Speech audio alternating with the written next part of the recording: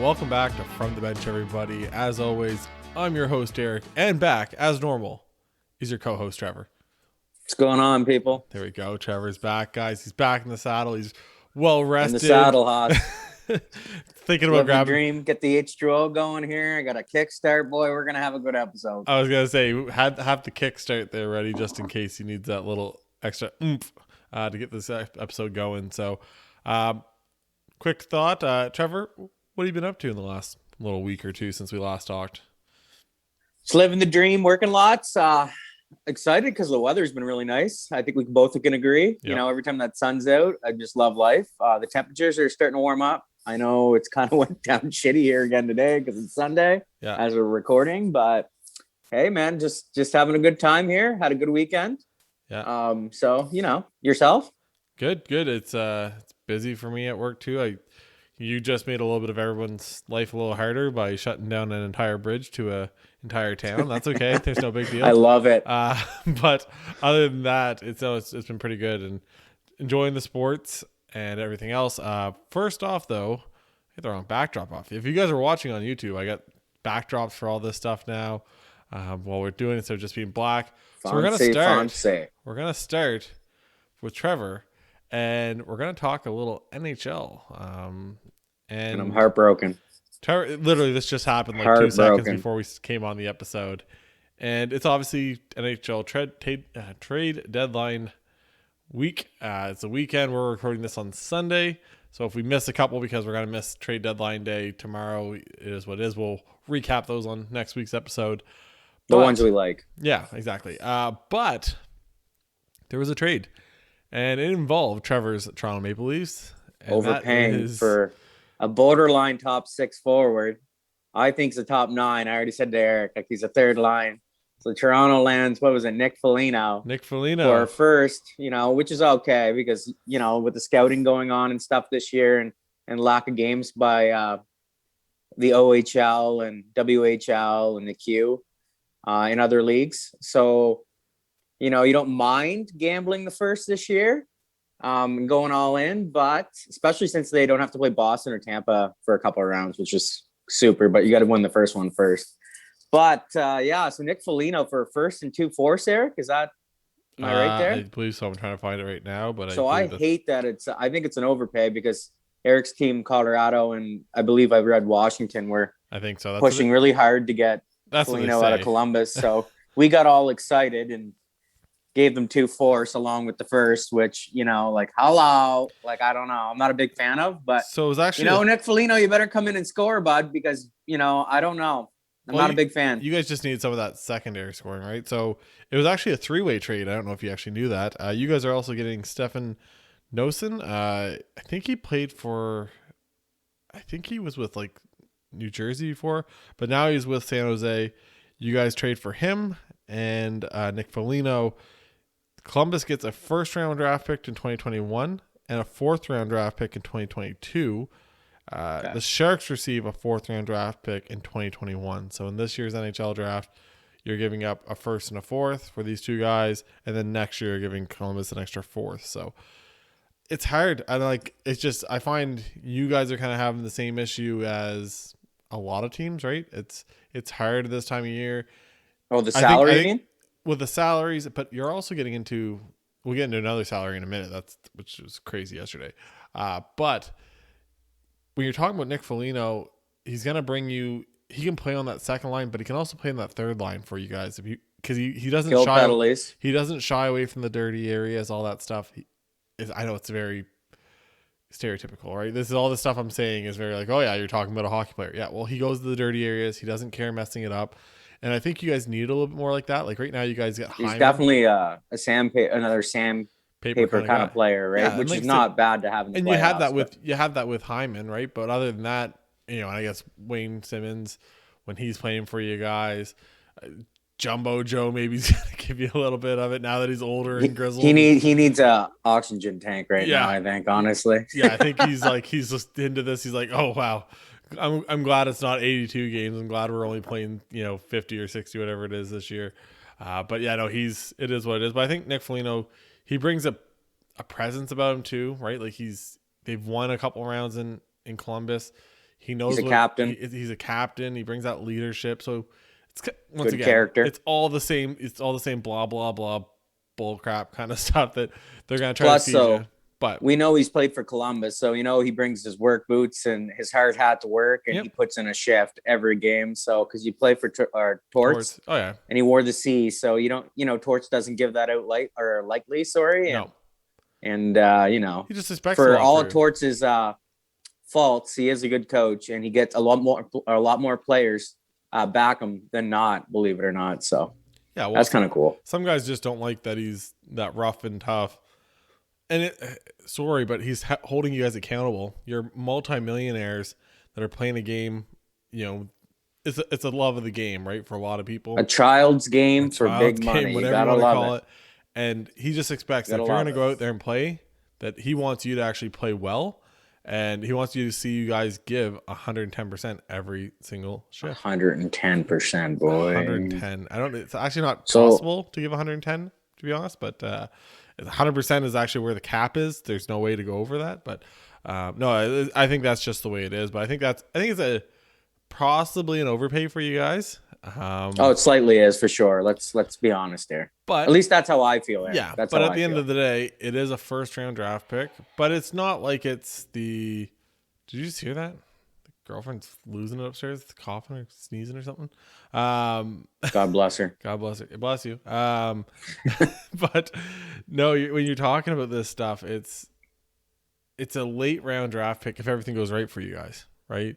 It's not. It shouldn't be a pick in the 20s. This should be a pick towards the end, 28, 27, 26. Like it should be around and those aren't gimmies, right? Like anything past the first 2 or 3 picks really isn't a gimme in the NHL. And I think we all kind of get kind of a love for the thought of the prospect, right? And I do it too, right? Our favorite season, literally we have a segment after all we finish talking about hockey, we're just going to be talking about NFL draft picks and the potential of them and stuff, right? Like we love this stuff. I love the drafts. Like every NBA, like NBA is not as good, but like it's just like even the NBA for me, the NHL, obviously I love it. And so do me and Eric just breathe NFL, like and live it and love it. Soak it in and just smell that boy. The baseball draft is dog shit. Let's just put it that way. Yeah, like the baseball actually. So let me readjust what I just said. The baseball draft is the worst because there's like 2 or 3 of them. Oh. There's a rule. I do like the Rule 5 draft though. That's kind of cool. It's in the middle of the season. It's like in a weird cool, time. Though. Like you know what I mean. I think it's just a guy's stuck in some program and he can't get a chance. Yeah. And another team grabs him, and if you play him almost every game, then you get to keep them. That's fucking sick. Yeah. So I think that's kind of a cool aspect myself. Yeah, there's different stuff, right? But like I said, we get a thought like, well, we would have had a first round pick and we would have made him into a superstar. Not necessarily, right? That's I said. Exactly. Obviously, that's a plan and that's not what you want to see, but that's not necessarily how it's actually going to go. When you deal with all this stuff. So you guys are going to try to win the Stanley Cup. That's what it is. You guys got between rolling the dice over here, boy. I love it. Lights out. Didn't play lights out against Ottawa last night, but was good enough to get the W, and he's now 11-0 on the season and all that other stuff, right? So you got the goaltending. You might need to firm up the defense, but why does that always have to be a defenseman, right? If you're getting a good two-way center, this guy like Nick Foligno's gonna give you. He's gonna be your Nazem Kadri. You lost Kadri a couple of years ago. Foligno is going to give you exactly that, right? He's an older version of Kadri, but that might be a good thing, right? If he's a little more level-headed and everything else than what you guys had in Kadri a couple of years back, right? But I think honestly, that's what he's going to give you. People don't talk about it, but like a couple days ago, we traded for Riley Nash, and I absolutely loved it because he's hurt, so he's not counting against the cap right now. So he was on, I think, LTIR or whatever they call it. Yeah. But I just see like he's another guy, sandpaper, right? Like finishes his checks. Hard to play against, good penalty killer. Yep. I know his offensive numbers aren't great, but like I just feel like a guy like that comes in and he's just like invaluable to your, like, you know what I mean, what you're doing when you're playing a really good team. Yeah, and finishing those checks add up, right? It's never a bad thing to have good guys on your depth, right? On your and a good character. Like he come from Columbus too, so he's got a work ethic. Yeah. He was sick in Boston. Remember he was in Boston and he tore it up? Yeah. He might have won the cup. No, I don't think so. He had a good run with them, but I don't think he won the cup. No, so I don't think he was part of those early cups. But no, that's just the way it is, right? Like I said, you got to build that depth, and people will say, "Well, why are you grabbing that guy? You don't need him." Blah blah. Like I said, I think Foligno. I said it doesn't to get better defensively. It doesn't always have to be a defenseman. It can be a good, solid two-way player like a Nick Foligno that can help take you guys to that next level, right? If I'd like another depth defenseman, though, I would. Like, it doesn't have to be a big name, just a depth guy, just in case because injuries happen. Yeah, exactly, right? But like I said, it's just to have a good two-way forward that will play both ways and will bring that leadership to the rest of the team to make them want to play, both ways. I think that's a good pickup for you guys. Even though it might be a little bit of an overpay, guess what? That's what happens. When you trade for a guy, you're overpaying. Middle of the season, it's not going to change anything, right? That's just the way it is. Another trade that happened yesterday. So Columbus is just saying we're blowing it up. That's the way it is. They got the couple guys. They're getting assets. I don't know if they would actually trade Patrick Laine, but I wouldn't be surprised if they traded Patrick Laine. If we find out tomorrow, not that it's ever been rumored or anything, but if they're blowing it up with getting Foligno out of there, and then they got David Savard, former Moncton Wildcat, they shipped him off to Tampa Bay. Tampa Bay gave up a bunch of picks also for that. They gave up, it was another 3-way deal, and they're only taking on 25% of Savard's cap. The other 50% is held by Columbus, another 25% by Detroit, I think, or something like that. I can't remember. Yeah, you're 110% right. Yeah. Detroit, yeah. You got it right. Like I said, that's what they have to do too, because they can't afford to not do that, right? That's just what it is. And Tampa's just saying the same thing. Look, we want a really solid 2-3, pairing defenseman. We know who our best defenseman is. We know it's Hedman. That's not going to change, right? That's kind of he's an animal. Way. He's a monster. But we want to make sure we have that depth. And if somebody goes out and we lose a guy or everything else, like, we're not going to have that big of a drop off. And Savard's he's a solid guy. He just stands back. He's a top 4. You don't hear from him. He's a shutdown defenseman. He's a beauty, man. Yeah, he's awesome. A gazelle. He's awesome. And just a big old boy. And then another trade, just to finish off the hockey talk kind of, is my Colorado Avalanche. So everyone knows, we had this conversation last time me and Trevor were on here about Grubauer and how, I think he's right up insurance. There. Yeah, exactly. I think he's up there for the Vezina, but who do we got behind him? We grabbed Jonas Johansson from Buffalo. He didn't look good his first 1 or 2 starts. Actually, looked good lately though. Had a shutout against Anaheim the other night, so good on him. He gets the shutout the other night, and then the next day the trade for Devan Dubnyk, the goaltender, formerly of the Edmonton Oilers and formerly of Minnesota Wild, and now with San Jose Sharks. And apparently, from what I've heard from people on line, which that's all the only thing I'm taking, is that he hasn't looked very good for the Sharks this year. Now, to be fair, the Sharks are dog shit. They're a rebuilding franchise. Nobody's probably going to look in there. But Colorado, between the defensemen that they got there and the style that they play and the way that they're all buying into, Bednar's whole thing, I think that is, a good chance for them to be really good. Which is, said, can't complain about that. I'll take that every day. A good day. Insurance policy. Well, that was it, right? And you can have insurance policies. Last year we had Francouz as our backup. Francouz played really well the game he came in. Then he gets hurt, and then we're down to, starting Michael Hutchinson for the last couple games. And God bless him. He's played well for us this year. And going to game 7 for us, and actually playing pretty well in that game, right? So. But that's what it is, right? No matter how much depth you can always get more. So if you have, Grubauer at the start, perfect. Dubnyk behind him, perfect. Johansson behind him, perfect. And then if Francouz was able to come back and if he seems like he's right, you got another guy, right? So it's just let's just add as many goaltenders as you can. Add some layers back there. Yeah, as much just like an onion, boy. Just like an onion. Add some layers, boy. I don't know if we're gonna really add anything else on top of that. Like that was a really small. We traded away Greg Pattern, which is just a 5th or 4th, It's 6th, maybe? I think a 5th. Yeah, I don't know. It doesn't matter. Whatever it was. A later draft pick. Yeah, later draft pick. Greg Pattern's just like a in and out of the lineup, third pairing defenseman. There's just not a whole lot there. It's not like you gave up a whole lot. You kind of just said, here you go. I think Colorado will try to make another move. I don't know what it will be.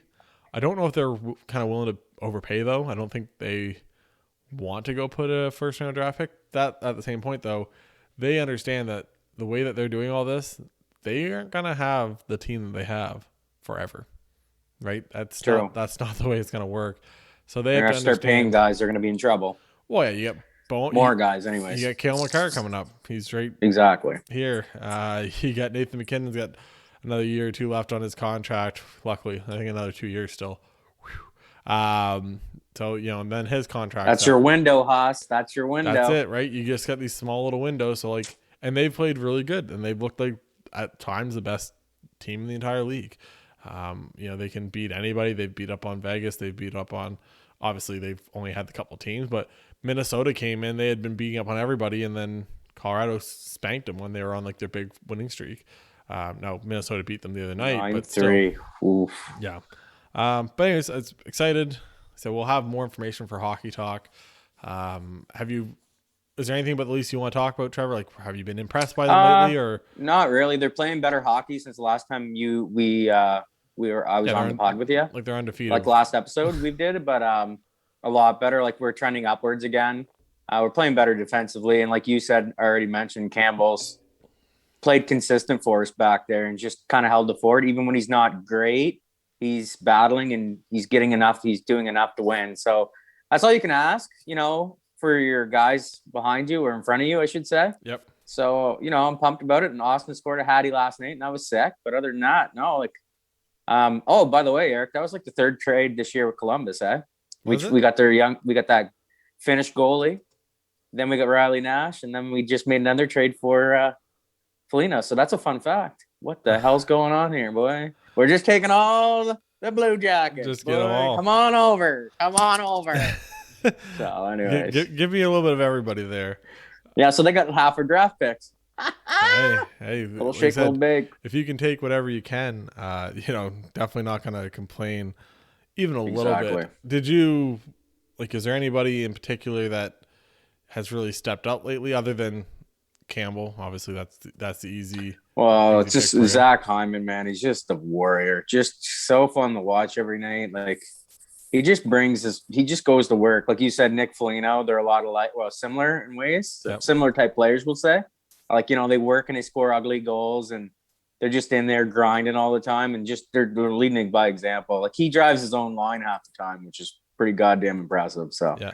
He's not Austin Matthews or Mitch Marner or William Nylander, but that's what you need, though, a collection of talent, right? Guys that just do different things, contribute, and he's just a beauty.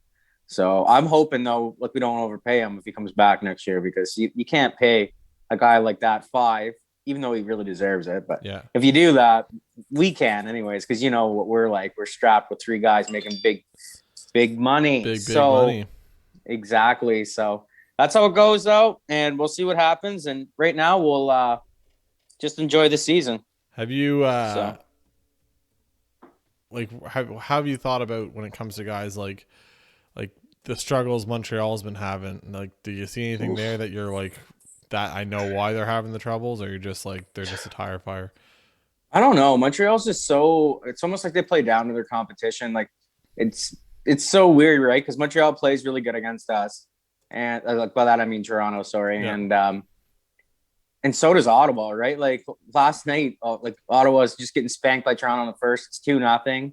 And then all of a sudden in the second period, you swear they're a different team. They're finishing their forecheck. They're just all over us, and they're getting grade A chances. So just some teams, they just seem to find their game against other teams. I don't understand why. Well, you can attest to that. Didn't you guys have trouble with Arizona early in the year? It's so random, right? We had trouble with this. Is such a different year. Just because you play everybody 8 times, right? So people learn. It was LA that we had problems with. I think that was more one of the teams. It was kind of weird. They just kind of. They're not bad though, LA. I think they're a couple more moves, and they get Turcotte and maybe Byfield in here in the next couple of years. They're going to be a lot better. Yeah. No, I think that's a good way to look at it when it comes to anything with. Comes to hockey, or like I said, when it comes to those good teams, it's hard, right? And it's become harder for you to watch all the Leafs games now when you're playing the same teams over and over. Adam and I talked about this sometimes. sometimes. But like, I was excited to see Ottawa roll in the town. But like poor Ottawa, man. I just read somewhere yesterday that I think Edmonton won every freaking game against them. Like, what in the hell? Like, and then only Edmonton, right? Edmonton fans are all like, oh, and they're just going nuts. I'm like, that's Ottawa, man. You guys spanked Ottawa and you're making a big deal out of it. They're one of the worst teams in the league. Like, yeah. But like, anyways, calm yourself. Like it. I think it's just kind of funny. Let's try not to get too excited here over beating somebody like Ottawa. Like, and like I said, I like Ottawa. Don't get me wrong, right? But it's definitely not the team you want to get all excited for. At the end of the day, it's exactly. Okay, no, we're gonna go on to football here in just 1 second. I'm gonna switch this from one and switch it back over to the NFL. Bam, we have a 50-yard line in the middle of our thing, Trevor. That's what I like to hear. That. It looks pretty good right at the 50-yard line. Play action bomb, boy. That's what I like to say. Are you Hail Mary? Just keep running. Keep running. What's that? Are you getting more excited for everything for Foosball? The draft? Oh, yeah. God, yeah, big time, man. I'm pumped. There's a lot of quarterback talk. I love what Miami did. They trade back twice and then trade back once, trade up. I like it. They get some more draft picks, another first. I love it. They give up one. You know, that's how you do it, man. You work the board, right? And they're going to get somebody really good at 6. So yeah, I think they're either going to get. If you're not looking for a quarterback, then why would you stay up there? Exactly. Day, right? Like it doesn't make. They can get sense. A great tackle. They could get a great edge rusher. They could get 2 great pass catchers. Like the board's wide open. Yeah. Like you don't like. Well, we may as well get this out. We're talking about football now. Yeah. You don't trade up to number 3 if you're not taking a quarterback. Am I right?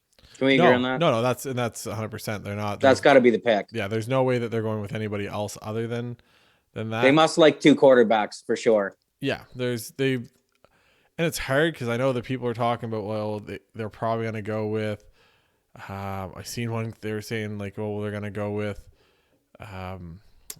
Mac Jones, which I'm not sure about. And I guess we'll get that could be smoke though. I'm not sure either. It's hard to say, eh? Yeah. The Mac Jones one just confuses me more than anything. I think he'll be a first rounder. Yeah. I think so but too. Like, why do you not think you can? I don't know.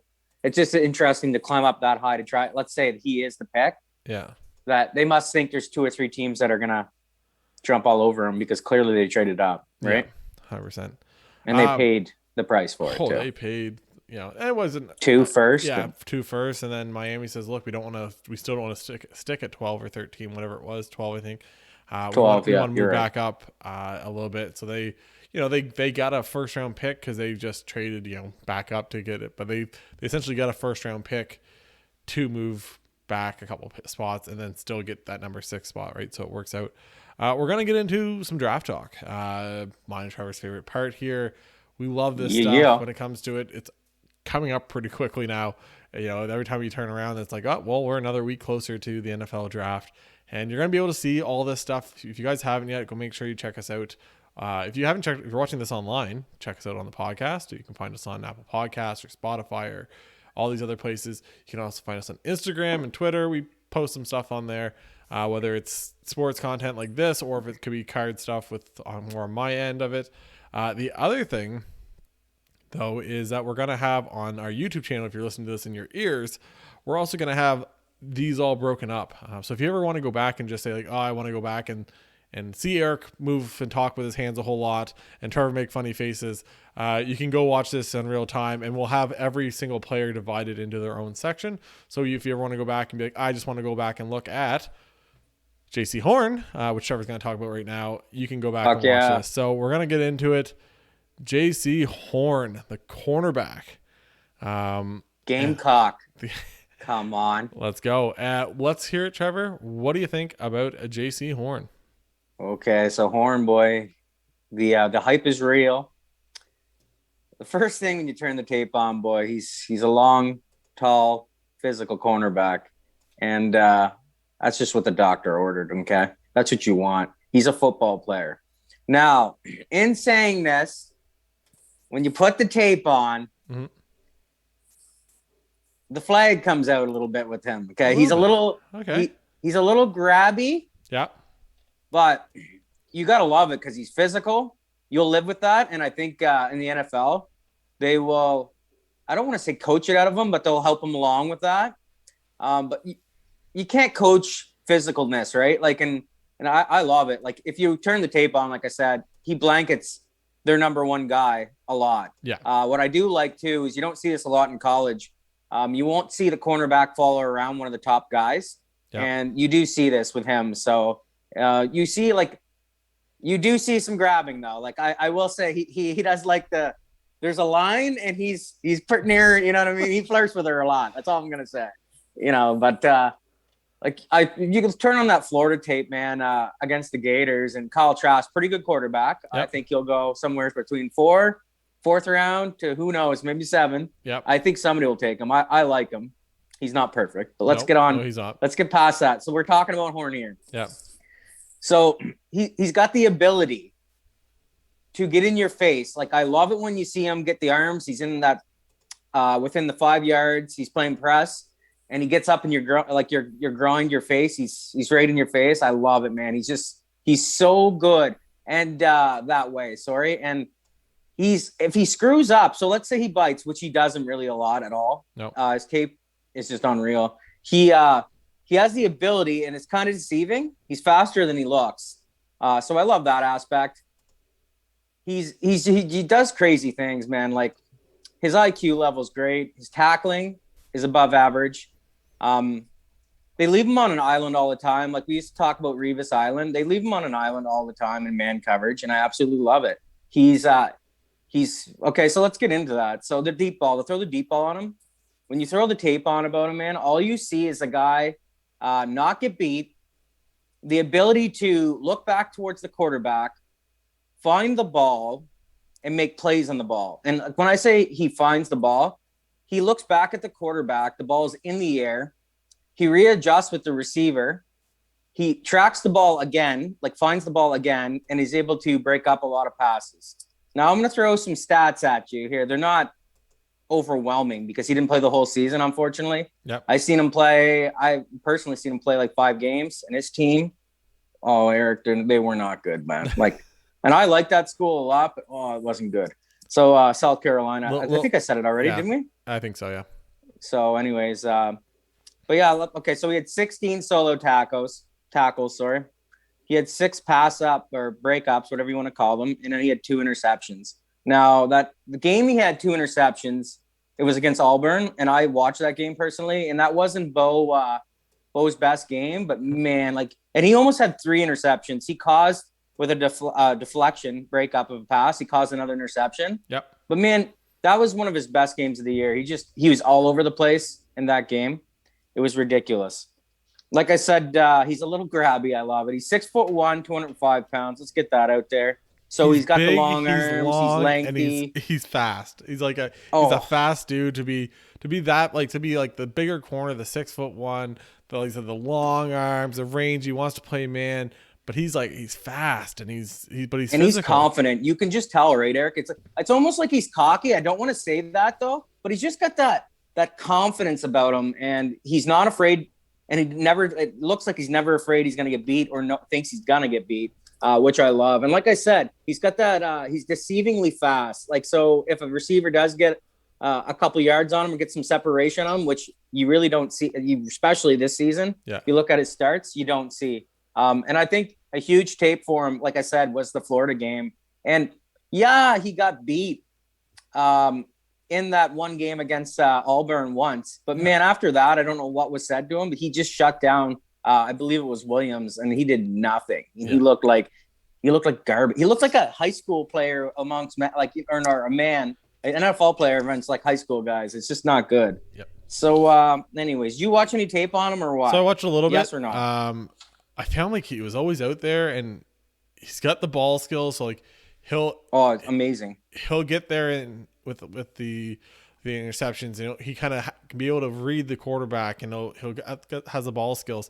But even if he is kind of like, if it's like a jump ball or if it's a contested catch, like a 50-50 ball, he's competing for that, and he's like, no, you're not catching. Like, he's got like and he wins them. Yeah, he wins them. Like, he doesn't pick he only had 2 interceptions, like I said. Yeah. but like he's still like you don't catch the ball on him. It's just amazing. They were trying. I'm trying to remember the game against him, but anyways, they kept on trying to get him there, like in the red zone. They were trying him in the corner, and he was just like no, like, and it's the back shoulder, the high lobbing, pass and everything else. The fade, and he's like, "You're not getting this on me." Like stuff that you see work, the stuff you see work all the time in college on these corners, and he's like, "No, you're not getting that on me. I get this all day long." So it's I thought he was, for me, I don't know, he's right up there for I gotta watch. I haven't watched and that's the thing. So I said this on the last podcast / whatever with Adam. I haven't watched all these guys, right? So you'll get more of what we're thinking as we get through this, right? Like the way we work typically, like we'll watch a couple of games, throughout the season, or Trevor watches probably more. College has hired people because like I love college, but they play Saturday. Me and Eric, we're sit down on our asses on Sunday. Sunday's a holy day for football. 100%. That's our, I hate to say that, but it's so true. Yeah. So like Saturday, I like to do things. We go out. So does Eric. Like we have lives. Yeah. Somewhat. Or Eric's probably got more of a life than I am. Let's be honest here. But anyways, so like we'll tape I'll PVR some games and I'll see them eventually. Yeah. And I try to do my due diligence. I love college. But it's hard to catch them all, right? And exactly, that's the thing, right? So that's why when it hits like the end of March, start of April, that's when we start getting in there and we start watching film. We start going back and watching games. I tend to, and that's the way we do these things. So if you guys are listening to this, the way we do it is Trevor picks 3 guys, I pick 3 guys. Trevor will focus mainly on his 3 guys, and then he'll just kind of watch a brief kind of, history on my guys, the guys that I'm picking, and I do the same thing. That way we kind of have one guy that's watched more, and then we kind of get our idea. But the other guy can talk about. But the other guy can still talk about it, right? And prospect. There's some guys that I like, some positions I like breaking down more than Trevor, and Trevor's the same way, right? I'm sure at some point Trevor's gonna have the running back out of Alabama here. Trevor's gonna have the running back out of Clemson. Somebody's got to do her, boy. And that'll be Trevor. But like I said, it's like we watch them as much as possible. But we haven't watched every single one of these guys. But I always put that out there. We will be watching these. And when we get to the actual mock draft, we would have watched enough guys that we can say, look, these are the ones we're comfortable saying. But from what I've seen, I don't know, man. I've watched him and I watched Farley. And to me, I like Horn more. I haven't watched Surtain yet.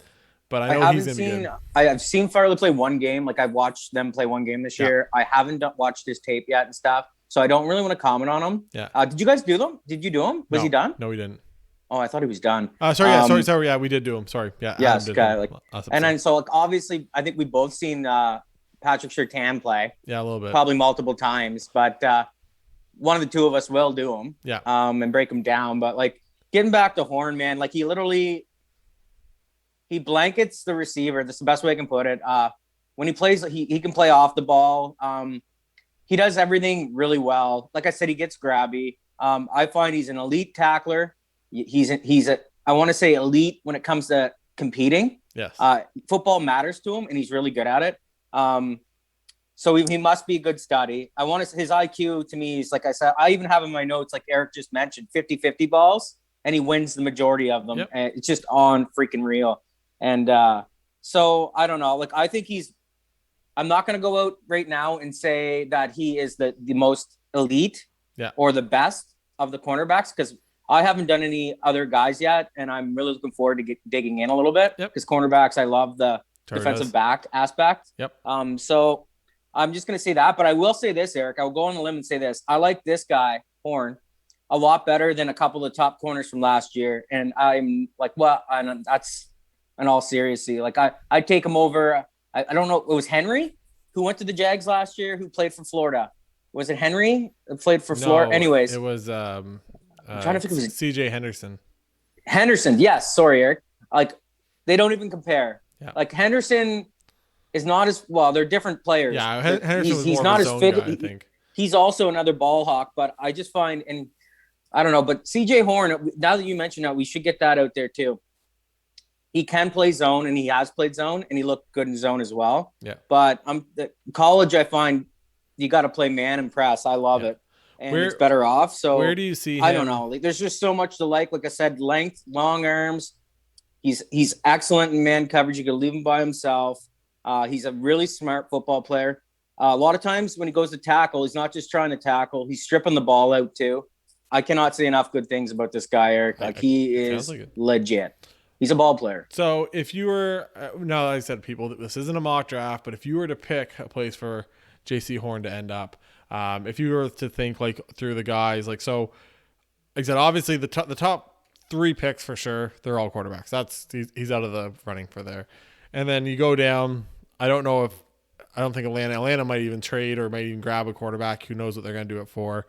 Who knows? Cincinnati can't see what they're, I think they're going to build more around Burrow, whether it's receiver, tight end, take an offensive lineman, whatever it's going to be. Miami, maybe, but same thing. They're probably going to try to build more around Tua at this point. So you get down there, you get Detroit maybe, but they took a cornerback for, 3rd overall last year. I think they take one of those. I think they might take a receiver. Yeah. That could be where ends up. Carolina, who knows what they're going to do there? Do they try to, they literally went with all defensive players last year for the draft. It's hard to say. I think a Denver would fit him very well. Vic Fangio, you think Denver. You think Vic Fangio? You're just saying. I think who might take him, and they're talking about Kyle Pitt right now. But that's Jerry Jones and the Cowboys. Yep. Like they'd be 100% a lot better with this guy on their team, and then they could put him with their. I believe it was Diggs. Yeah, was it Trevon Diggs? Yeah, I'm pretty sure. So, and then they got lockdown corners across the bit. Like this got like Batman and Robin would be a good analogy for those two because Diggs actually played pretty good his first year. Yeah, and not to say any of these guys are Jalen Ramsey, but it was never bad to have a Jalen Ramsey and. Who was with him there in Jacksonville. I literally had his name on top of my head, and that's why I was in Jacksonville. Who was with him? Yeah. Was it Allen? No, AJ Bouye. That's what it was. Yeah, Bouye. Yep. But like I said, something like that. Like I said, it's never bad to have 2 really good corners out there to help lock it down for you on the defensive side. So one more thing. Yep. He can line up anywhere. So that is the slot outside, and you see it on the tape. Yeah. So the tape don't lie, people. Go turn it on. Don't just watch the highlights. There's negatives. Like I said, one thing that does stand out with him is he's really physical, so he gets a lot of flags. Yeah. But I think that can be coached out of him. Yep. And if you're kidding yourself, in the NFL, they grab all the fucking time. That's how it works. Yeah. They have to. So I'm just gonna put that out there. If you don't realize on every play. What are you doing, boy? Come on. There's holding on every play. Yeah, that's right. There you go. That's right, Eric. That's the old thing. So moving on, huh? So we're gonna move on. But Horn, stud. Horn is a stud. So we're gonna move on from Horn, Mr. Jaycee Horn. We're going to go down to my first guy. Why is that picture so small? Who you got first? Who are you doing first? I'm excited. So the first one I'm going with is Kwity Paye, the defensive end out of Michigan. Ooh. Number 19 in your program. Number 1 in your hearts. Number 1 in your hearts. He's a defensive end, 6'4", 272. So he's not the biggest guy, but he's got that size that you want. He's a freaking athlete. Yeah. So he played. It's hard because obviously some of these teams, either some guys opted out that we're going to be reviewing. That's just the way it is in COVID 2020, right? Also, some programs didn't play. So places like Northwestern, they didn't play. What a load of shit, eh? North Dakota. They played one game. North Dakota only played one game, which we'll get to a player on that team in a little bit. And but like Michigan only played 6 games. And Kwity Paye played 4 of them. So he had 16 total tackles. He was like 12 tackles and 4 assists type thing. 4 tackles for loss and 2 sacks. No, I got it. 2019 is obviously a larger sample size. There was 12 games. He had 26 solo tackles, 12 and a half tackles for loss, and 6.5 sacks. So he will get after the quarterback on, some passing plays. But that's not where Kwity Paye really makes his money and makes it shine. This guy, he's a monster in the run game. If you want a guy to lock it up and be able to read the way that you should play, defensive end on those, the quarterback options now and the RPOs and everything else, This guy is going to be able to help you with that. Like I said, might not get there on if you're just like, look, pin back the ears and go get the quarterback. Maybe he won't be able to do that. But in the run game, this guy is elite. Like, you can put him out there today, and he's going to be able to stop the run. That's how good this guy is. He holds up well. There was a play against Penn State, and essentially they had motioned the tight end over to the right side. I know exactly what you're talking about. I see that. Yeah. So, I love it. Continue. He's on the left side. He's playing left defensive end. They motion the tight end over to the right. And he's sitting there, and both the tight end and the right tackle, they both take off to leave him. So the running back's going out there. Your automatic thought as a defensive end would be, okay, I'm just gonna go on the outside, and that's what they want you to do at Penn State. They want you to go get wide and try to seal that edge, because then they're gonna have the lane to go in the middle. No, what does Kwity Paye do? He says, I'm not going to fall first. It's a run one way or another. So he engages with the right guard and has presence enough to keep his head up as he's engaged with him, not getting bull rush, not getting pushed back or anything. He's essentially holding the guy there. Sees that, nope, the running back's going. He doesn't have the ball. It's going to be the quarterback. He switches sides and gets the quarterback on the run to stop the run. It would have been probably a 10-yard run up the gut. And there's just nobody there besides him. No, good call. And it's just to watch that level of thought processing and knowing. And obviously he's been coached up, and obviously this guy, he's got a lot of the intangibles when it comes to all of this stuff. But just seeing the way that he does that stuff, it was just like, wow, okay, so this guy's got it. This guy knows what he's doing, and he had a lot of those plays right when it comes to the run game. He's very solid. He's got good hand placement. He's dominant. He's dominant. He'll set the edge. He really is. But he'll set the edge. There's one thing between setting the edge and then going to get it. Like, you can set the edge all day, but eventually you have to get closer to somebody, whether it's inside, or outside or whatever it is. At some point, if you're setting the edge or trying to contain that, playing contain, you're trying to like make sure the running back doesn't get too far outside or whatever. Like, you can do that, but eventually you have to get to where you're going, right? You can't just stand there forever. And I find he does very good with that. He's got he's naturally gifted when it comes to a lot of this stuff. And like I said, a lot of it's obviously coaching too, but he's got a lot of natural skills, and he's got some bend to him and everything else. The only thing I find is in the pass game, he does get a little bit lost. I said, like, said. Sometimes he kind of knows what he has to do. But if that first move doesn't work, like if he goes and he's going for kind of like an edge move, and if the guy actually plays it right and say gets his hand up, to the center of his chest, after gets into him, he's kind of like, oh, like, what do I do now? Right. Do I, so he's got to get a little more polished on that. Can it be coached up? 100%. That is something that can be coached up. It's not natural. Sure. We'll just say it's just not natural to him. Yeah. It's like Eric said, you almost can see him. He's thinking. And when you're pass rushing, you can't be thinking. It's got to be instinct. Like he just said. Yeah. Like you can't do that. It becomes repetition when it comes to a lot of this stuff. Right. And when whether it's a swim move or a, rip or you're bull rushing or whatever it is, I think he's got the moves to do a lot of that stuff no matter what. He's got the talent. I couldn't agree with you more. But he's just got to get to that next level where it becomes, okay, here's the one move. Okay, here I got a second move for you. Okay, you want to take my hands that way, or get into me. I'm going to get you on the inside. I'm going to break back in and kind of push you. Like I said, he does have sacks, right? Like he's got over 2 years and 16 games. The guy put up 8.5 sacks, right? So it's not like he can't get there. It's not the same. You just want to see more. You want to see more. You want to see more, and like I said, he's got the potential. But like I said, I think the floor for him is going to be pretty easy, just because he's a safe pick when you do grab him. Because like I said, he may never become that great pass rusher, right? A lot of guys, how many people has everyone tried to make into great pass rushers, right? It's not the easiest thing in the world. So maybe he doesn't become that, but he'll be a consistent NFL player, I think, just whether it's even just a rotational guy, which is that what you want to spend a first round pick? No. I said that's why you're drafting him also on potential that he can become something better. But I don't think he'll become a bust just because, like I said, he's so smart, he's dominant in the run game. Yeah, that exactly. he's going to be able to make it work. I don't know. Did you watch him? Did you see anything in particular about him that you liked? Oh, I just loved it. Like you said, like his run ability to stop the run is second to none. Like he is a beast. He's smart. He engages with the if an offensive lineman, so let's say he's a defensive end. So let's say the tackle in front of him shoots to hit that tackle, defensive tackle, sorry. So he just leaves him alone. He knows something's awry, right? You can't, if you're an alignment or if somebody leaves you, somebody's coming to hit you. If it looks too good to be true, it probably is. Exactly. So automatically, instead of shooting up the field, he pinches in. I like to call it a pinch.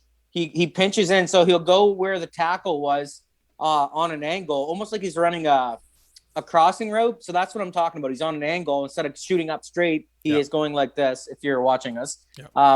Anyway, so he pinches up. So he blows up that space. So if a guard or tackle or somebody pulling tight end is coming the other way, which is likely happening, he's going to meet that guy right there. There is going to be no hole. And it's unreal. And then Eric, like alluded to earlier against Penn State, that like one of the sickest, nicest plays I've ever seen.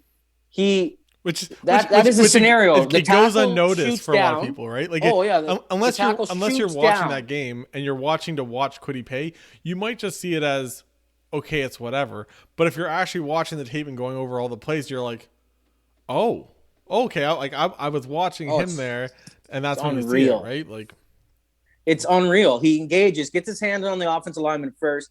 Like Eric says, he's so patient and smart. So he reads. He takes a peek to the left. Doesn't see anything. He takes a peek to the right. There's the quarterback with the play action fake.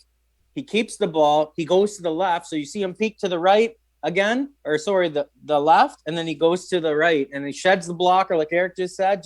He doesn't throw the guy, but he may as well have. Yeah. And he just takes the guy's leverage against him. And smokes the quarterback. Like there's a lot of plays, man. Like Eric said, like he's really good with engaging. You can see he's really fast. He's just really intelligent. Unfortunately, like Eric said, his pass rushing needs a little work. Yeah. He looks like a guy without a plan. Like he doesn't have a swim move, or like if the bull rush isn't working, it's like he's not thinking to go into something else. He's trying to continue with the bull rush while he's not getting nowhere. Like he just looks like he needs a plan. Like you got to play with the guy's head in front of you. I'm trying to remember if it was against Penn State again, or maybe it was another game, but there was one where he goes for the edge, and like I said, he swipes the hands first, and then so he kind of gets the guy a little bit, and then the guy kind of gets up with him with the left hand. He kind of gets his hand on him, but it's kind of because he swiped the hands, and it's almost because he's almost like too technical when it comes to that stuff. Like he's very not robotic, but he knows, okay, well, I'm gonna swipe with the hands, but it's got to be like a swipe with the hands and then a bend and a dip, exactly, a bend and a dip, and get around them, right? Like it's just gonna be a little bit faster processing with it. Like he's swiping the hands, hoping like, well, let's see if this works, and he swipes it, and he's like, okay, it worked. Okay, well now I got to do the next thing, but by that point it's too late to kind of. The offensive lineman's already re-engaged, exactly, or got another hand on him, readjusted. So I couldn't agree more. But there's lots, like you said, there's a lot of potential there. You should be able to coach some of those moves up, I think. So. Like Felipe, he's a hell of a talent, and like you just if you can coach, like he was coached up to run stop like that, so he's very coachable. So there's lots to love about him. Let's just be honest here, and I think somebody's going to be very happy with that pick, and he's definitely a first round talent, I think so. But anyways, so that's leading us into the next guy. And the next guy, who do I want to do next? Well, no, here. He's a beauty. Well, okay? Just give me a second. What, you want to? I just want to say, I can see him going to. Oh, yeah. Sorry about that. Yeah. It's all good. I don't think he's going to. I don't think Kwity Paye is a top 10 talent. Let's just put it that way. I can't see it being, just because, like I said, when you're going to have 4 quarterbacks go that early, we've mentioned this before, and we'll mention it a million times as we go up to the draft. If you're talking 4 guys in the top 10, that's a small gap for anybody else to be in there, and you have to be very elite. There's 2 tackles that are really good. You're talking about 3 receivers that are really good. You're talking about Kyle Pitts, who's the tight end, who's really good. You're talking about Micah Parsons, and you're talking about Jaycee Horns and the Patrick Surtain. There's all these guys, right? So eventually you just can't fill enough people in to those Some spots. people are going to drop, is what he's saying. Exactly.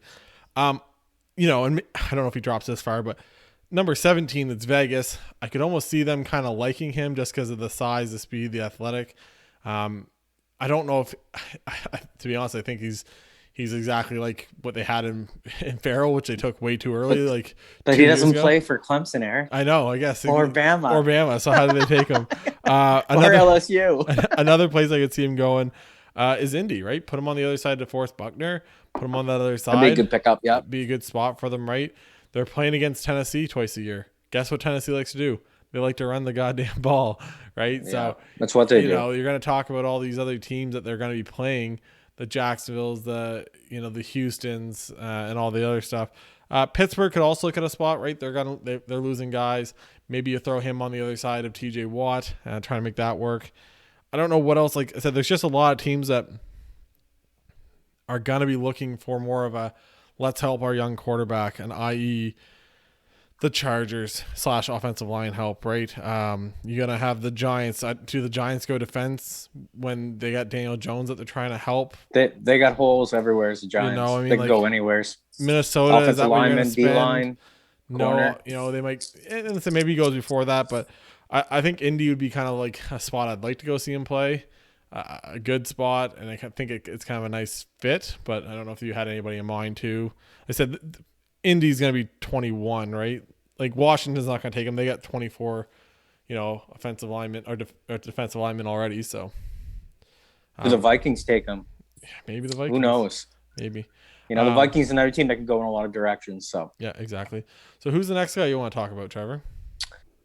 I'm thinking Batman, man. Rashod. There we go. The receiver from Minnesota. What? Okay, so first thing I want to say, I just want to get. Did you watch anything on him, Eric? Yeah. Be honest. Did you? Yeah. Okay, so did you notice he's got when he lines up on the offensive line, he's got a wide stance for a receiver. Yeah. Which I really don't think I've ever noticed before. And he takes a misstep. It's the weirdest. So I noticed this. And then after a while, I had to rewatch it because I'm so fascinated on him taking that little step and then taking off. I'm like, what in the hell is going on? It's almost like a little stutter step. It's exactly. Let's call it that. It's a stutter step, and I don't get it, but I love every minute of it. It works for him. Yeah. He looks legit. But I'm going to point out right away, the guy's got great size. He's 6'2", 210 pounds. Beauty. Eric, I love his hands. The balls never get in on his chest, Eric. That, it's so exciting to watch him. He's just one of those guys. His hands are always away from his body. He's all hands. He's catching it with his hands. Even on comeback routes. Even on comeback routes, he's it's unreal. Which a lot of times on comeback routes, the guys they're already turning. They're coming back to it. They'll just kind of let it catch their body. And that's one thing I kind of found about him. Or they're letting it get into their body. Exactly, right? They're getting close. And he was just like, nope. We'll grab that. Hands are always extended. Always extended. I love it. Good. Like I said, he's deceivingly fast. Another guy, he's a big receiver. He runs really well. Yeah. I love his open field. He makes, he plays for Minnesota, but he's able, so the competition varies, right? Yep. But he's able to make people miss a lot in the open field. You can throw that bubble screen at him, and he's going to make 2 or 3 guys miss. He's going to turn a 3-yard, which should be a 3-yard run into 15, 20 yards. You got to love that about him. He's explosive. He never drops the ball. Also, when you turn the tape on, man, he's got some one-handed beauties. Just one-handed, absolute jaw-dropping beauty catches, which I absolutely love. Now, what I don't like about him, and they don't really emphasize this enough, is his it's not his fault. It's his route tree. Yeah. It's what they ask him to do. He does really well, extremely well. I'm not saying he's a bad route runner. He's actually a really good route runner. Yeah. But he doesn't run all the routes. The route tree, it's very limited for their offense. Yeah. So that jumps out at me. So we'll give him a negative on that. But other than that, I want to go into some other strengths. It's not like I said, it's a negative, and it's hard to grade a guy on that. But like I said, if you can't judge him. If you haven't seen him run those routes, it's harder to do it, right? Like when you watched a guy like Justin Jefferson last year, he ran every route in the world, right? Like, yes, he ran a lot from the slot and everything else, right? But he ran a lot of different routes, whether it was a corner, whether it was a cross, he basically ran them all, or exactly, a lot right? of them. And out. But like I said, if they're just not putting your repertoire, we can't judge you on them. So like I said, it's almost unfair to kind of do a little bit knock on you, to ding them on that, which we're not. I'm just pointing it out. That's all I wanted to do. What else is really outstanding is his awareness of the sidelines. This comes to this pops out at me too, I find. So knowing where the sticks are, knowing what he needs for yardage. To me, he's a very intelligent player. Now, I don't want to say this all the time, but him and Horn stand out. Like they've got a little bit up here. The noodle, they've got it. Okay. They got nice salad too, from what I've seen. You know what I mean? But I'm just saying his awareness. Well, I don't know. You're looking pretty tight right now. I'm looking really sloppy, but you know how I roll. So, anyways, my salad's not tight tonight. Eric says, shout out to Eric. Oh wait, he's the host of the show. Right on. But so I think that's excellent, Eric. Like you got a guy in college and he's already mastered where the sideline is. Like I said, he knows what his down and distance is. Wicked. His I want to give so like I was saying, I already touched on it earlier. What he does run for routes, he's acceptable at. I love his double moves. Man, he made corners look foolish out there, like fish out of water. Oh yeah, write that one down. Fish out of water. But anyways, his double moves, wicked. His route running, I already mentioned, really good. What we've seen. So I want to get into his stats. He did not play in 2020. Nope. He opted out. Yep. Whatever. Let's get into last year's stats. So he had 60 catches. He was targeted 98 times. And he had 1,200 yards in 19. So in 19, what did I say? 1,200 yards and whatever. And how many touchdowns? But anyway, so, oh my God. I didn't write the touchdown number. Do you? No, I forgot. I didn't have it. So. Damn it. That's my bad, people. It's all good. He had touchdowns. That's all I'm going to say. Yeah. More than one. I saw a couple on highlights, so there you go. I should Google it. Yeah. Anyways. Too late. Yeah. So his 50-50 balls, he wins them. Yep. Like I said, that helps when you can just tell. Like, he catches everything away from his body. He's a beast. I love it. Like, so his ball and his IQ is right there. He's actually, I also noticed on some run plays, the guy can get at it. So I like that too. Now, I'm not saying that he can't get a little more engaged, but he's willing and able, and he does more often than not. He's a pretty boy receiver. Just if he wants to get engaged a little bit. He wears 13. Sundin's number. Oh, boy. Yeah, boy. Keenan Allen? Love it. Keenan Allen? Keenan. I forgot about Keenan. So Mike they're Evans? talking about a rule change in the NFL because Diggs was going on about it. Switching. Yeah, that better not happen. No, I hope not. No NFL. Leave it alone. If it ain't broke, don't fix it. One of the things I hate about the CFL, just all these random freaking numbers for guys. Stop. Anyways, continue. I wrote down in my notes, people, sick hands. He does have I sick love hands. it. He does. I love how I write my notes. Yeah. Sick hands. Well, I found with him too. I found like he has the speed to win, like to be the guy, right? Like, is he a Devontae Smith? Is he a Jalen Waddle? I wouldn't say he's blazing, but he's fast. But he's still got some speed to him at the like end of the he day. pulls away from guys. Can we not agree on that? Yes, 100%. And like I said, what if he gets a step on you? He might not keep on pulling past you, but he's going to have enough probably to get by you, unless you're a very quick corner or safety, right? And then one of the things I found is, when he's running his route, he's high pointing the ball when he has to, right? If he's got to get up there, he's not jumping early. Like he's got good timing on his catches and stuff. If he's got to go to high point it, like I found that was another good thing about him. And like I said, just catching that ball away from your body, using your hands, it's what you want to see, a guy do, it's just, he's got the tools. Yeah. He's got everything you could want. So NFL wide receiver. So I've got this thing, and I didn't do it with Horn, but I'm going to do it with Bateman. I'm going to do it with Horn too. I call it the eye test. Yeah. So the eye test is, what are your eyes telling you about this player, okay? And what I'm seeing is that I don't want to say he's not a bust or he's not but there's just so much to like. I call it the eye test. Mm-hmm. So I'm just going to go and say he passes the eye test. Same with Horn. Like we talked about Horn like physical. There's just so much. He's really good. Like he's a ball player. Yeah. We'll just call it a ball player. And I want him. So if I want them, he passes the eye test. That's all I'm going to say. That concludes. I probably should have said more about him. Like, I just can't brag about him enough. You could have had, like I said, there's all the stats, right? People can read stats. People can do this. And like I said, we always tell everybody, if you guys get the extra time, if you really like what we've said about somebody, go give us your opinion. If you go watch some tape on them yourself, tell us if you think that we've missed something about this stuff. Like, we're not experts at this stuff. You know, we like to give our opinions, and we think we have a pretty good knowledge when it comes to the game of football, the way it should be played, the way certain positions should be played, and the way that certain guys may be overhyped rather than others. So we're going to give you our honest opinion, whether it's good or bad, right? Like I said, he's under. I'm just going to say that right now. Yeah. He's under. Yeah. They should be talking about him. And that's what it is, right? Like, and it's hard, right? When you got Chase and you got Waddle and you got Devontae Smith, like, it's one of those years where it's like, wow, so you're going to be the fourth guy. Well, yeah, like I said. So it's actually kind of sad that I feel like Smith's almost not talked about enough neither. Like, he does what he does, and everyone wants to talk about Pitt and Chase, and I'm just like, wow. And even Waddle, like, you can't even, his teammate. You know what I mean? You can't do more than what he's done this year. Exactly. So I just want to shout out Smith. You're the love it, man. He's a beaut. No, like I said, not taking anything away from the other boys. So. No, and I said I think he's got good, good yak. He have to catch all that other good stuff, right? Like he'll make a guy miss, or he'll take a good angle to kind of get by a guy if he has to, right? So there's a little stuff like that really makes a big difference when it comes to this stuff. That I find that he does really well. So, no, we're gonna move on to where do you think he should go? So, well, I don't want to. I wouldn't love to see him in this place, but he could go to Detroit. Yep. And I don't really want to see that happen, but if it does, it does. But I don't think it will at 7.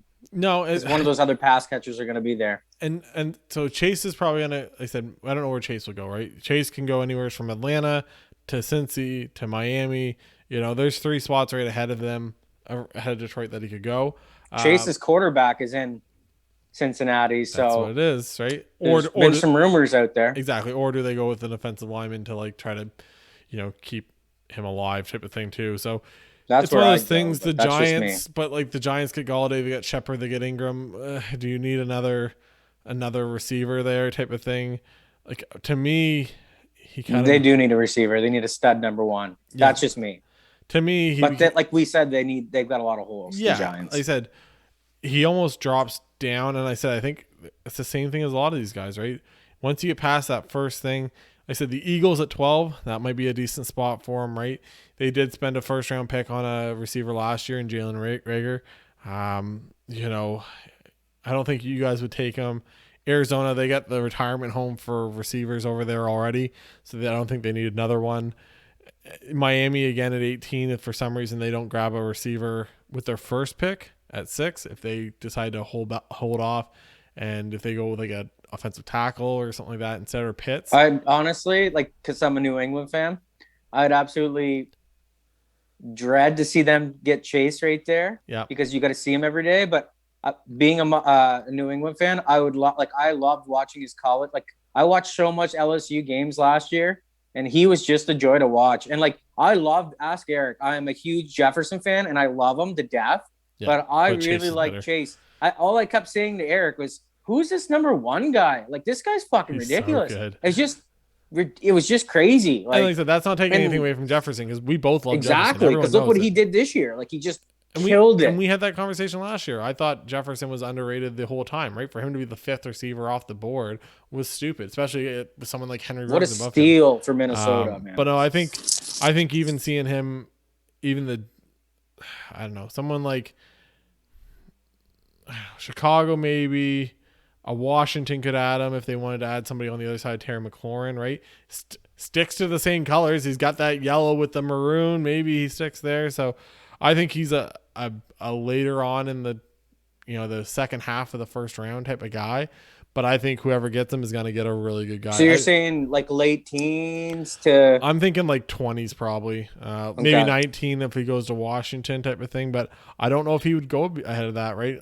A Miami maybe. I can't see Philly going for another receiver. Maybe they do, but it's hard to see Philly going to go for another receiver. So you become the end, right? The Jacksonvilles, maybe they grab him with the second pick. That wouldn't be a bad move by Jacksonville. Yeah, someone like that, right? Help Trevor Lawrence out some more. Get some weapons. Just anybody, right? A Baltimore later on in the draft, a New Orleans or whoever. There's lots of options. Maybe Green Bay. If maybe Green Bay finally wants to give like Aaron Rodgers another good receiver.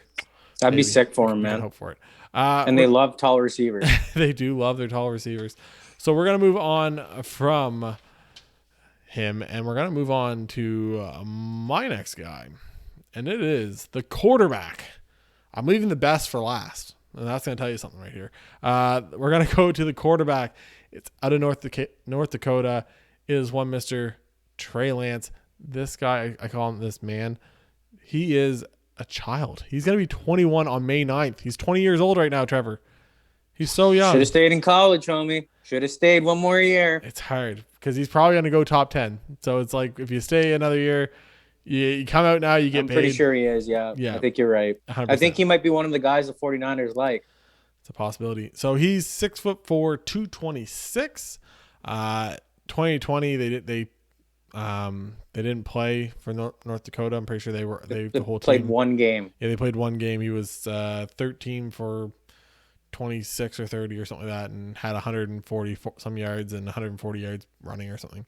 But in 2019, where you can kind of get a bigger sample size, he had 100. He played all 16 games. He had 192 pass attempts 192 completions. Wow, that is so hard to say apparently. For 287 attempts, 66.9% completion percentage, 2,786 yards in the air, 9.7 yards per attempt, 28 TDs, zero interceptions. Not to say that he didn't have some that he could have thrown an interception on, but he also had some on the ground too. He had 169 rushes for 1,100 yards and 14 touchdowns. So this guy he's a robot, essentially. That's the best way I can put this. So he is very technically sound. From top to bottom, the way he does everything, he drops back properly. He doesn't do the whole heel clicky thing. He keeps a wide stance for a lot of it. And, like this, it's stuff like that he does that, like, it gives everybody hope of what he can be. He's got a good arm. He's tall, and he understands protections. You see him talking to the offensive line, calling out protections and calling out stuff. You don't see that from 20-year-olds. Like, that guy would have been doing this at 19 years old. He's calling out protections. You don't see that. It's unheard of. And then when it comes to like an actual throw, like, he can get it there. And he's very smart when he comes to I guess when he does all this stuff is he's very like drop back. Okay, first read, second read. Okay, there you go. He's very like, I got to go through my progressions and I got to go through my reads. And I find sometimes he could just dump it down. There was one play against somebody, I can't remember who it was now, but he was, he drops back and the tight end does like the little 5-yard and hook, and he's just standing there. And instead of going for him, he looks at him, goes on to the next read, and he doesn't go back. He decides to go for the next read instead, and the other throw wasn't really there. So sometimes it's like, look, you got an open guy. He's 5 yards down the field. He's wide open. Just hit that guy. Like, it doesn't always have to be that way. Like, I know doesn't always got to be like it doesn't always have to be a big play, right? And that's, yeah, I get you. And I understand, like, that's what I complain about Derek Carr doing the check down thing all the time, which is great. You don't have to be a check down quarterback all the time, but once in a while, if the play's right there, just take it. Take the 5 yards. Yeah. But he's got some stuff. He's got good movement in the pocket, all this other, when it comes to that. There was one play, it was against Southern Illinois. It was a fake jet sweep. So the receiver's coming in motion. He's going to pretend like the jet sweep. So he fakes it off. Everybody goes to the right. He kind of sits back, kind of scoots over to the left, and there's a guy running down the middle. So he sees the throw down the middle for the deep ball, And usually once you see the deep ball, you lock in on that, right? That's a way a lot of the guys operate. And in this case, he actually went, realized that throw might not be there, looked to his left. There's a guy in his face rushing towards him, and he hits the out. Like, it was just a really quick. Now, the guy drops the ball, doesn't catch it, but it was a thing that I watched, and I'm like, oh, like the ball bounced off the receiver's face mask. Like, we want to talk about how we talked about earlier, how the guy gets his hands out to catch it in front of his body. Yeah, that's what this guy had to learn. This receiver had to learn to do. But the play itself, it was just the simplicity of, nope, the fake, Kate, move, scoot over to the left a little bit, kind of check the deep ball. Nope, it's not there. And then hit. He's on the right hash mark, and he's hitting the guy on the left side. Like, it was just such an easy throw for him. That he's got the arm talent to get there. Now, some guys have this guy as the third best quarterback in the draft, just from what he can be, just because he is so young and he is so raw, and that he is obviously coachable. Like, they've obviously coached He's got him. talent too, yeah. He's got all the stuff you want. One of the only things against him, I guess, is that he isn't the most accurate. He's sometimes a little scattershot with his accuracy. Sails some balls some balls in the dirt. There was one, I'm trying to remember who it was against, but it was just like a little out route. It was either like a running back, fullback, tight end, whatever it was. And he kind of just had the guy, and he's rolling out, and the guy's by himself, and he just kind of just puts it in the dirt. Misses it? Yeah, just like a little bit too low. It's just something you can't miss. And he did, unfortunately. Like I said, it's not all the time. Sometimes they're right on. And in most other quarterback drafts, you would say, he's still pretty accurate. The problem is he's coming out in a draft with 3 or 4 of the most accurate quarterbacks that we've seen in a long time. Yeah. All 4 of these guys above him, depending on how you look at it, are all elite when it comes to the accuracy. You know, you're talking about a Mac Jones who maybe he doesn't have the most, powerful arm in the world, but he's going to get it in that little hole that he has to every time.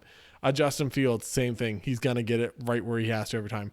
Trevor Lawrence, obviously, Trevor Lawrence is one of those guys you could talk about all day long because he's just so good. Does a lot of things really well. And then Zach Wilson. Zach Wilson's the same way, where he's also very accurate, right? Even on the run, everything else. So on any other time, you'd be saying this guy's accuracy isn't an issue. But like I said, against these 4 other quarterbacks that he's up against, it does become an issue. But he's super athletic. He doesn't mind running.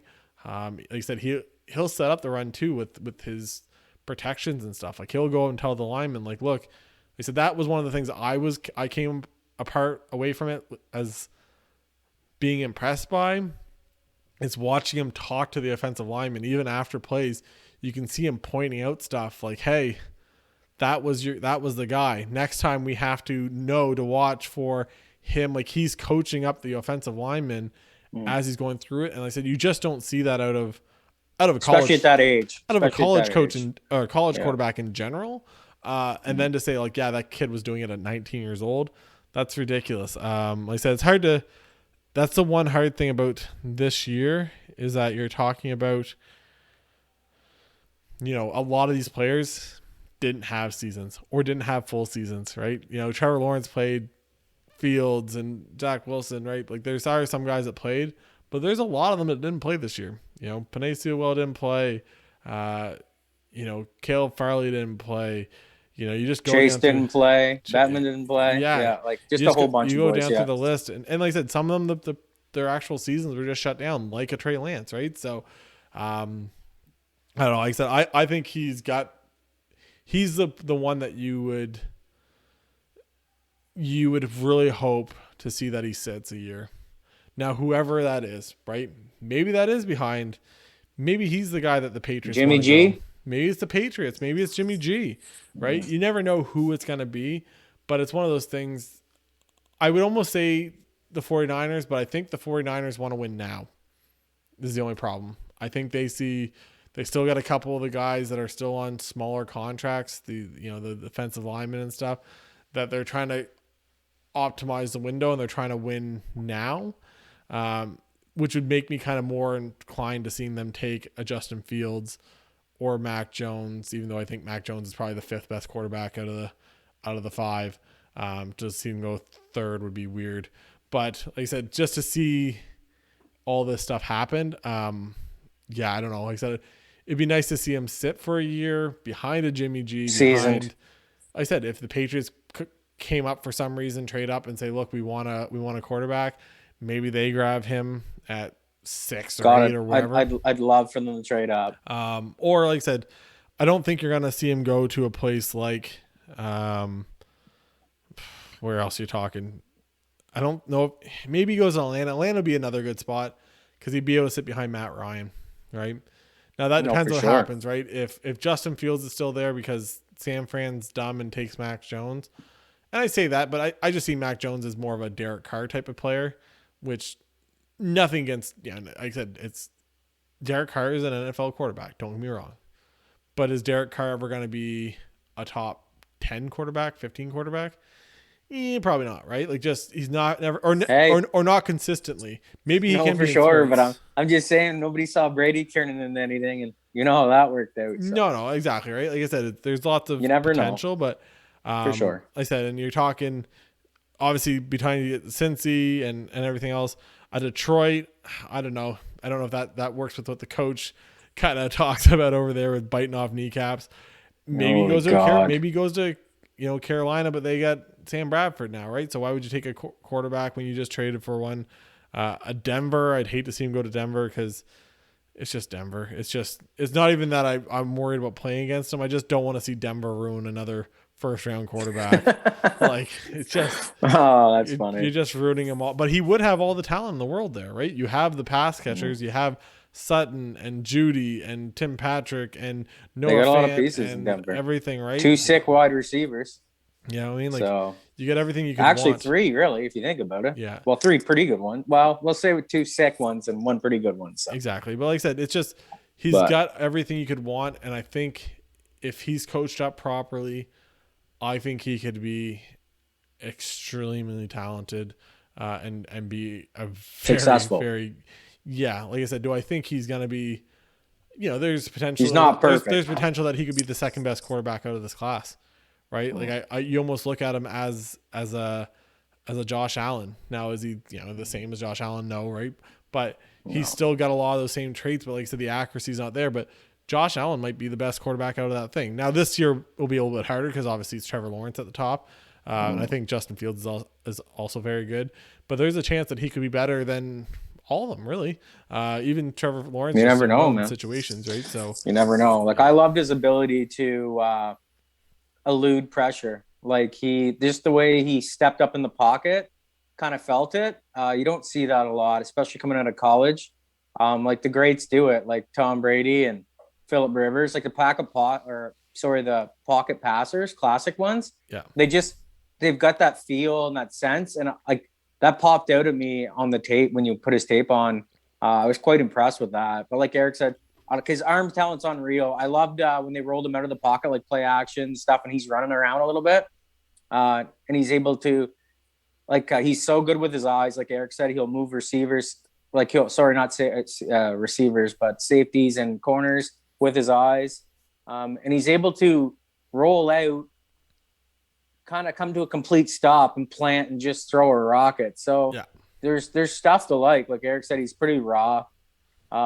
And he misses, he's not great with his accuracy sometimes, but sometimes, a lot of times I was said about Josh Allen, and he was a beauty this year. So, and his accuracy was mint this year. And we say that, and the guy threw 28 touchdowns and 0 interceptions. We're saying this guy's a project when he literally, put up a total of 42 touchdowns between in the air and on the ground. In 2019, it's one of those other things. Like I said, a lot of other years he'd be a top 2-3 quarterback. This year it's just you're running up against a lot of hard competition. I think it's important where he goes. It's kind of like who takes him. So get what I mean by that? I mean it's important what quarterback guru, coordinator get their hands on him and see what he does good in college and set him up to be successful. Like we've talked to before. Like I feel like like we just hit it like Josh Allen and Mahomes and all these younger quarterbacks that have taken the league by storm now.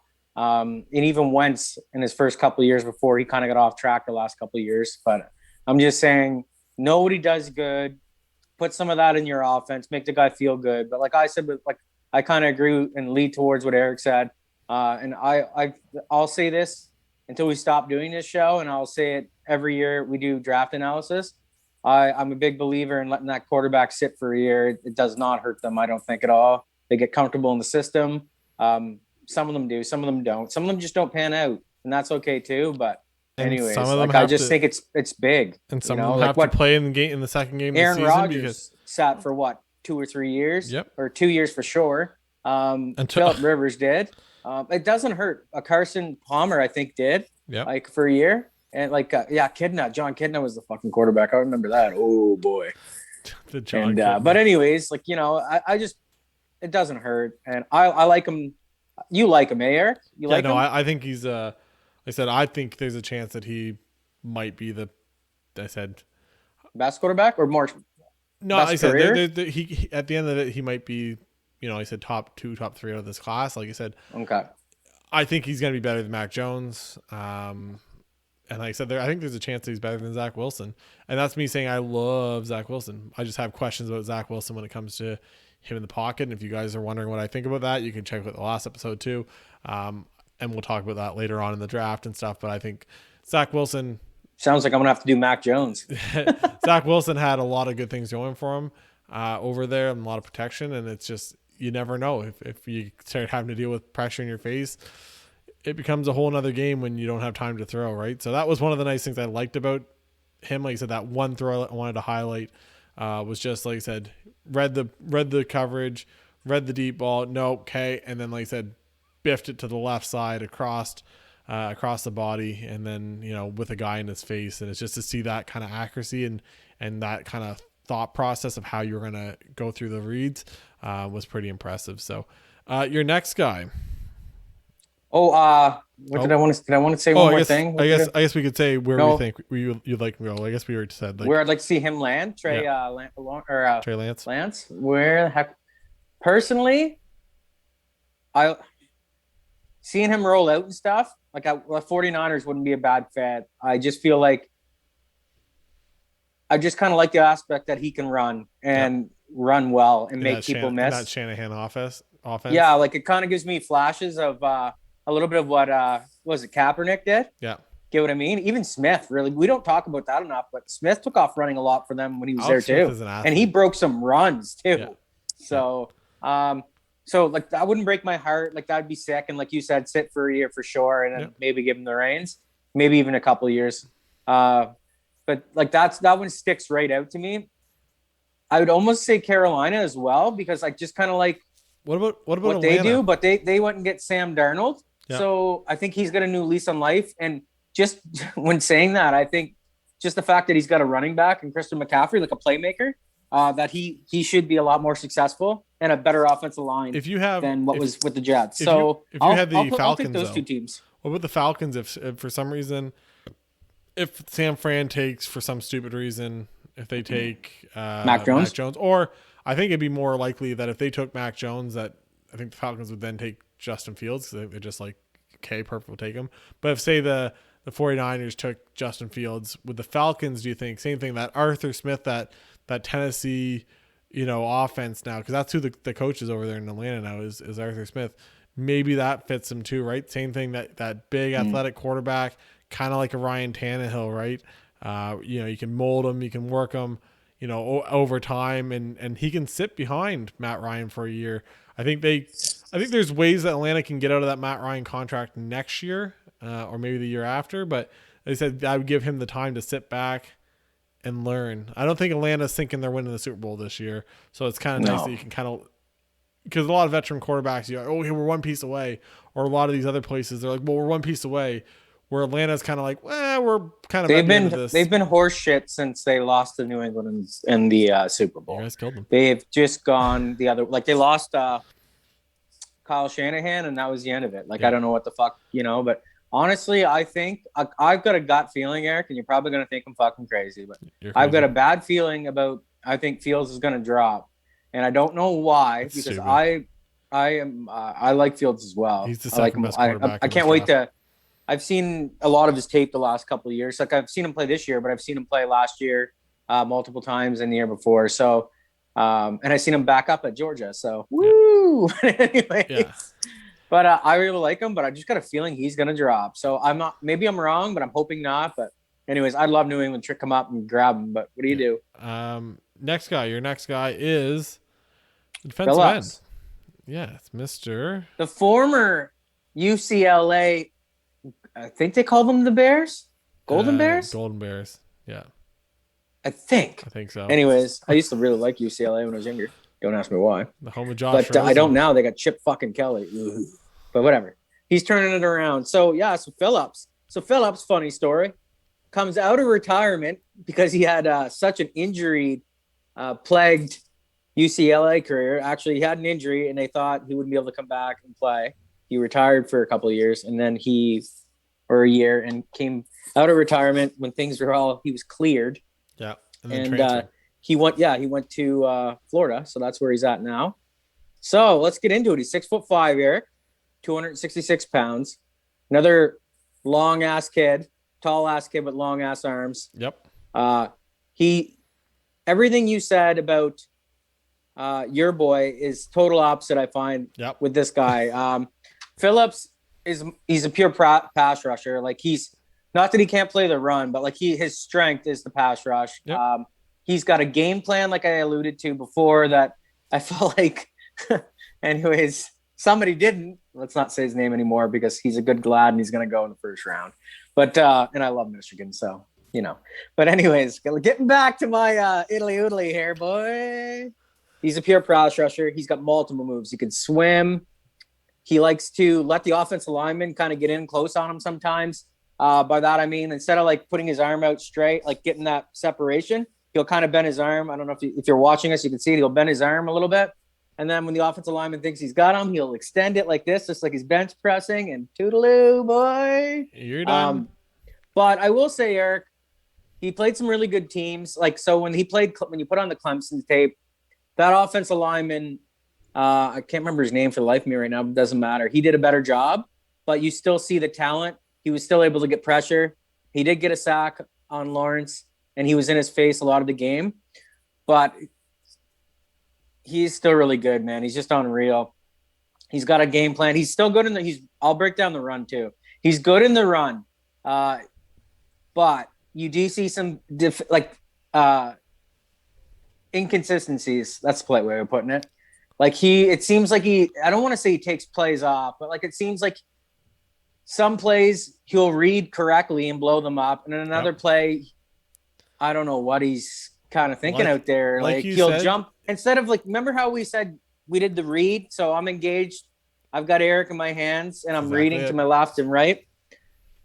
Sometimes he kills it. Yeah. And then there's sometimes you're like, what the hell is he doing? Like he'll shoot the gap instead of staying home and reading it. He'll shoot the gap, and then they just go underneath him, and it's a big run play. No, like you there's said, multiple games where you see it. Yeah, just saying. Like you said, he's the things that we said that because it's funny because like the notes are almost total opposite. They're almost reversed, and like I said, neither one of them are terrible at either part of it, right? They're really good. They're great athletes. They're unreal. It's just Jaelan Phillips is a very good pass rusher. Like I said, unreal. He tacks that outside hand, which you love to see as a pass rusher. Everybody loves it. He can do it anyways. Inside. He can go inside. He'll go with power. He'll bull rush. Yeah, bull rush. And he where Kwity Paye may not, have a plan as he's rushing. Jaelan Phillips does, right? It's okay. One thing doesn't work. He's got multiple things he's going to do. Yeah, exactly. He'll do one to the next. I find he wasn't the most physically gifted, and I found in the run game. So there were some run games that I found that he was pretty good. But there was a game against. But he's inconsistent, right? He's inconsistent. One game he's sick. Like it seems like he's engaged. Yeah. He's willing and able, and he's making the plays. And then the next game you'll put on, and his pass rush is still awesome, but it's his defensive or sort of stopping the run. He's just so inconsistent. So against North Carolina, he actually had a bunch of problems against the counter. So like you said, with somebody like Kwity Paye, who's so good at it, which he doesn't over pursue, and he takes out that gap when that tackles move and they give you the gap. He's trying to get to the edge to try to get downfield, right? Instead of cutting it off, coming more to the middle, and then coming up and pinching it up, like you said, like on almost if you want to talk about like receiver kind of, if you're comparing to a receiver, like kind of more of a slant rather than coming in and sweeping it or going a straight line to the quarterback. He doesn't do that. So there's a couple of plays against North Carolina where he's got to grab that empty space in the middle to cut down that counter play. There was a bunch of times where he's just getting caught by it, right? He's thinking, okay, They ran the same play on him, I think 2 or 3 times, and they were big runs. And I couldn't believe it because I seen a Virginia Tech, I think it was, and they run the same play on him, and he blows it up all game. Yeah, and then that's what it was like you said. Yeah, so then the opposite. It was the opposite in the game Eric said, and it blows my mind. Yeah. I'm like, buddy, what are we? We just saw you do it against Virginia Tech. Inconsistent that way. And then you don't. He's sick though, like we alluded to. But his pass rushing, like he shoots the gaps. He's lengthy. He uses all his tools very well. Like Eric said, he's kind of a gazelle out there. He's a little bit of a pretty boy on defense. Yeah. Sometimes he just doesn't seem willing to, like, I don't know, just dive in the pile. Like, for a bad analogy, like he just doesn't seem to want to get dirty sometimes, like get in there, drop the shoulder and whatever. But that's just kind of the feeling I got. But what I do like too is, I didn't mention this, I also want to say he can rush you with his hand in the dirt. He can rush you standing up. He gets sacks both ways, and you see that on the tape. So I love that aspect. Like in Florida here at the U, he did play some good teams this year. Like I said, Clemson was one of them. I think they played the Gators too. Don't quote me on that. I can't remember. I think they did though, but I'm pretty sure I've seen tape. But I've seen so many Gator games this year. I could be, you know what I mean? Yeah. But he is talented, man. He's beautiful, and he's going to be good in the next level. Like, you can coach up and like I said, the run, like when you see him doing it in some games, like, so that was almost more of a good sign. That was almost it's like just inconsistent. He needs to bring it every game. It was almost more of a frustrating thing on the other side to watch him, do it so well against Virginia Tech, and then, like I said, against somewhere in like North Carolina State, bed and he just like I said, whether it's just he's getting over eager or he just wants to get after the quarterback, thinks he's gonna get the quarterback on a counter and he's gonna pull up the quarterback, or he's gonna chase down this running back from behind or whatever it is. Like I said, it's just you gotta get to those empty holes, especially in the run game against a counter. You gotta get to that open hole. If it looks too good to be true, people, it probably is. Did I say stats? He had 21 solo tackles, 8 sacks, like Eric alluded to, and then 1 interception. So there that is. He had 0 forced fumbles. There's something I'd like to see improve. Yep. But I will say though, even if he doesn't get to the quarterback, he does seem to put a lot of fucking pressure. So he does his job very well. Yep. Like when he's got to put his hand in the dirt or when he stands, he's vice versa. I think this is a guy in the NFL. It doesn't matter if you're playing a 4-3 front, or if you're playing a 3-4. I think he can play outside linebacker. He looks the part. He's fast. He's quite quick. I love his quickness in small areas. He seems to find ways. He's great with his hands, like Eric alluded to. Tackle his hands. He attacks the outside hand beautifully. But then again, he sets that shit up too because he goes inside on them too. So you get that outside hand down on a tackle, and they can't do anything, right? That loses their balance. They what are they gonna do? Push with the right hand? No, like you have like that. You get that out. You attack that outside hand. It throws their center off. Everything. That's why they say if you get to the shoulder pads, like right here, if you push up. The worst enemy for an offensive lineman is to get underneath them because then they're going back, and that is not good. No. Especially if they're pass protecting. They're screwed. Exactly. So, let me see here. What I got that. I find he is an intelligent player. Now, I wouldn't put him on the IQ as a level as the previous 2 players I said, but he is a smart ball player, and his abilities speak for themselves. He's able to stop the run, but like I said, it's a red flag to me. Not a red flag, but it's just a strike against them that he's inconsistent, right? Like, he'd be an absolute bona fide stud. But I'm getting the feeling that, to me, he is the best pass rusher in this. That's just me so far. Like, I just think he's just got a lot in the toolbox when it comes to getting around a tackle. And he does it successfully a lot against actual pretty good talent. I think he's a lot better than the other guy on the other side of him. Let's just put it that way, Russo. Yeah, that could be. Yeah, that could be. Yes, agreed. Yeah, I know exactly what you're talking about now. Sorry. Yeah. I zoned out a little bit there. I mentioned shoot the gaps. He can shoot the gaps. I think he's great. He's almost like a linebacker that way. See, another reason I think he could be successful playing linebacker, but he'd be better outside for sure. 100%. So yeah, that's and. I have here, he's pretty good run stopper, but inconsistent. And which I think we nailed it. So what do you think? You like him, man? Yeah, no, I think both agree that he's the better. I think he's just, like I said, the potential of what he can become. Now, is he a Chase Young? No, right? But no, he's not. He's not on that level. There's very few guys that are Chase Young, right? That's at the end of the day. But that's why actually, Eric. Not funny that you say that. I'm excited for Eric's next guy because I seen him, Eric's next prospect. I'm not going to say his name. But anyways, I seen him do very well against Chase last year. Yep. And I love every minute of it. So even when he looked down and out, he was not.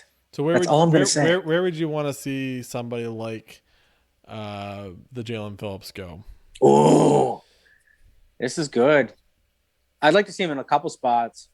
Like I think he's another guy. Let's start. I don't think any of the guys we're talking about, like on your list. Where do you think he goes, Eric? No, where do you just not team? Just tell me round like spot, like as in number. I think he goes between 10 and 20. I think is kind of where I see. Agreed. Him Yeah. Right. Yeah. So anywhere from the Giants, I'd like to see him at the Giants. I wouldn't mind that. Maybe Philly goes and adds somebody like Brandon Graham's not. You're gonna think I'm crazy. I wouldn't mind seeing him in Carolina. I don't think it will happen, but yeah, I don't mind that. Like I said, I think it might. You know what I mean? Like honestly, you got Darnold. So if they could trade back with say New England, I think that'd be a good spot for him. Like if they went back to like if New England moved up to 8 and to grab a Trey Lance or something, and oh my God, you mean to grab Fields? I was fucking Cam Newton behind Cammy. Trevor's fucking love that. Trevor's pants just got a little tight. Anyways. I'm dreaming over here. I just wet myself. I think I peed myself. But there's a couple places like that.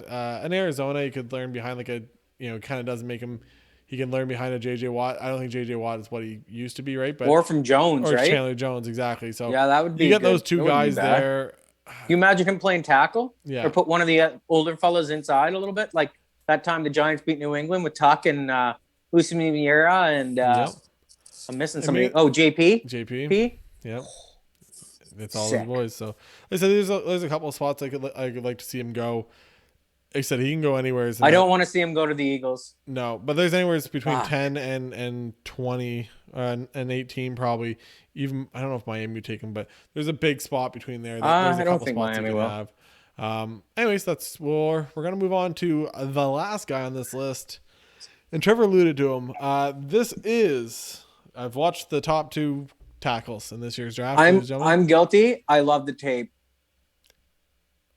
I love it. I love the tape. We're gonna get out to it. I'm not gonna try to tease you guys with who my rankings.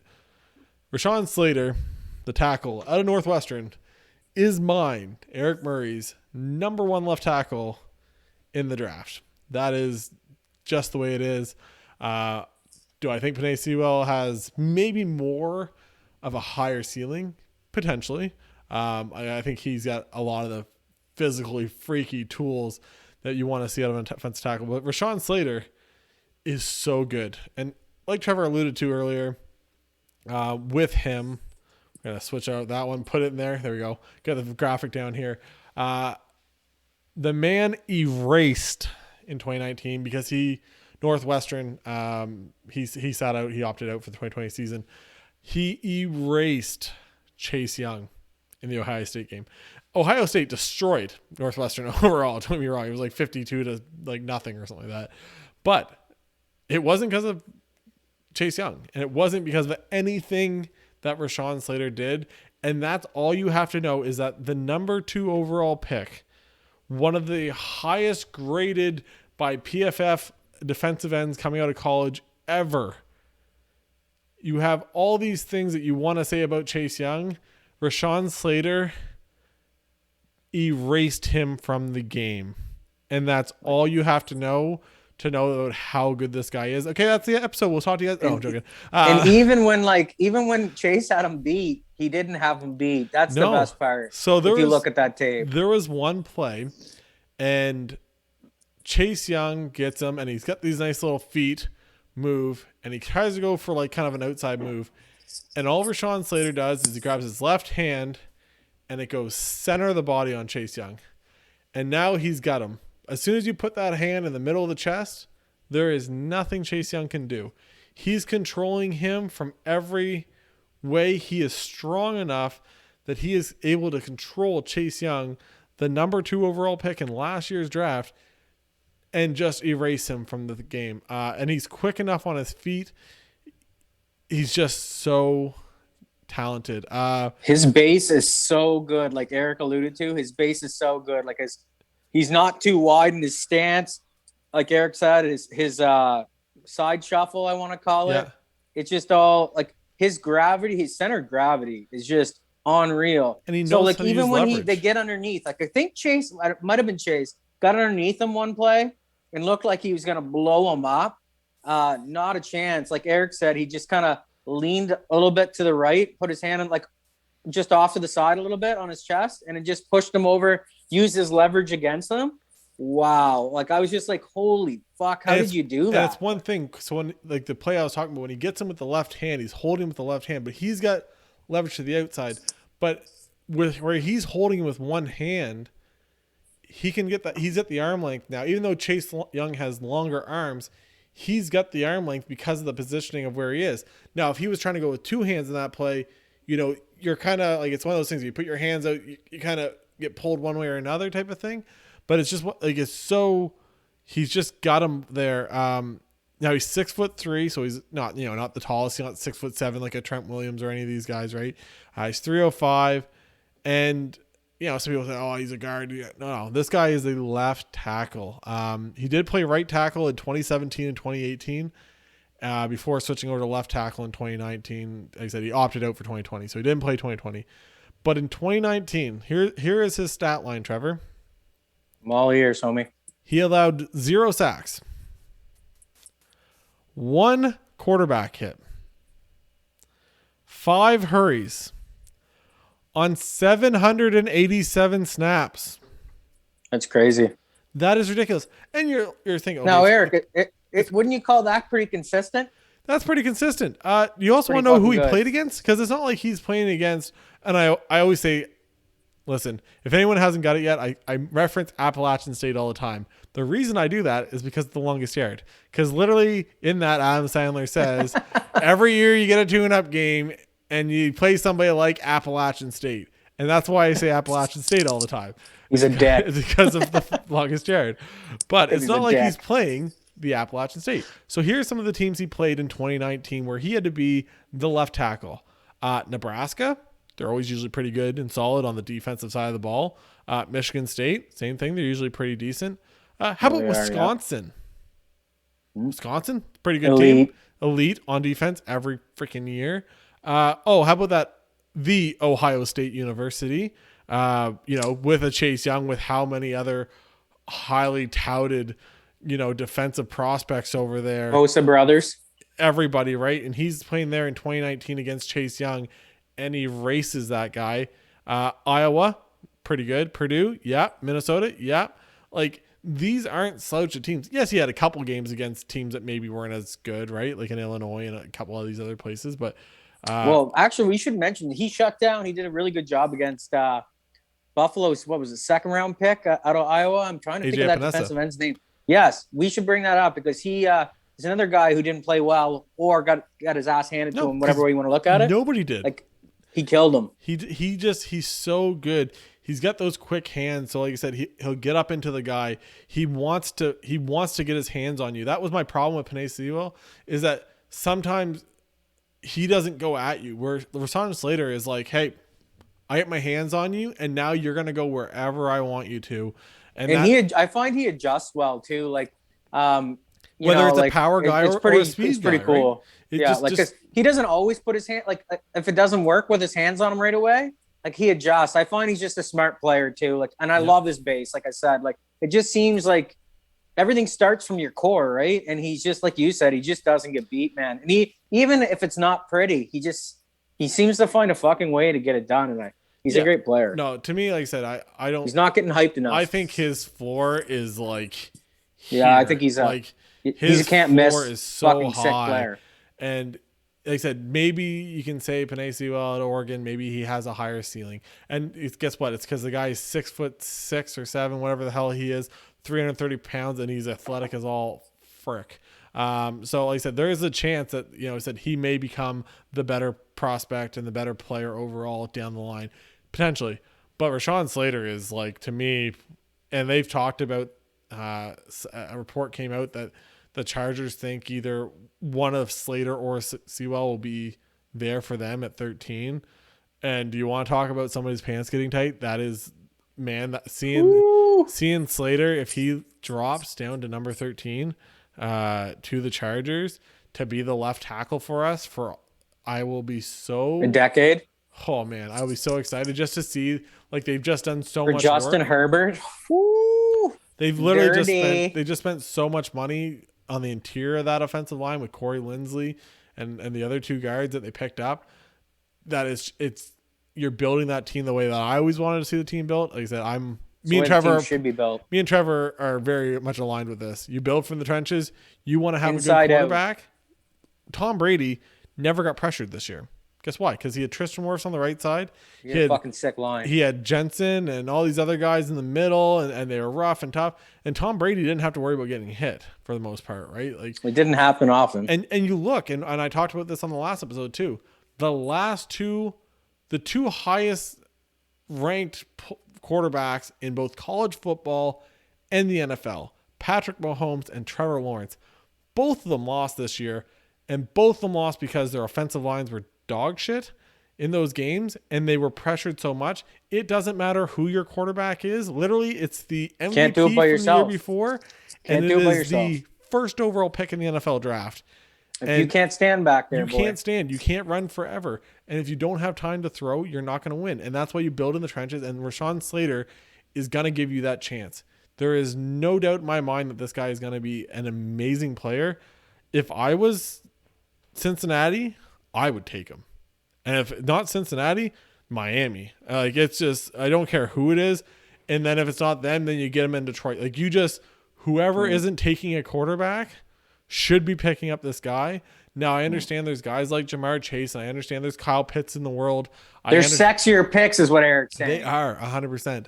But Rashawn Slater, to me, is so good in everything he does. Hand placement, he's got quick feet, he's got quick hands, he knows how to use leverage, he knows how to use the defensive end and the defensive player against them. He'll switch on crossing routes and everything else. He's, like I said, he's maybe not quite as athletic as a Sewell when it comes to getting on the outside type of thing. Like I said, he still does it, and he'll block at the next level. And I said, I find with him is what I kind of like to see. Like, he'll bury guys, and that's what I want to see in an offensive tackle or guard or anybody on that offensive line, is you get your hands on that guy and you bury them and you make sure that they're on the ground. There was one play against who was it?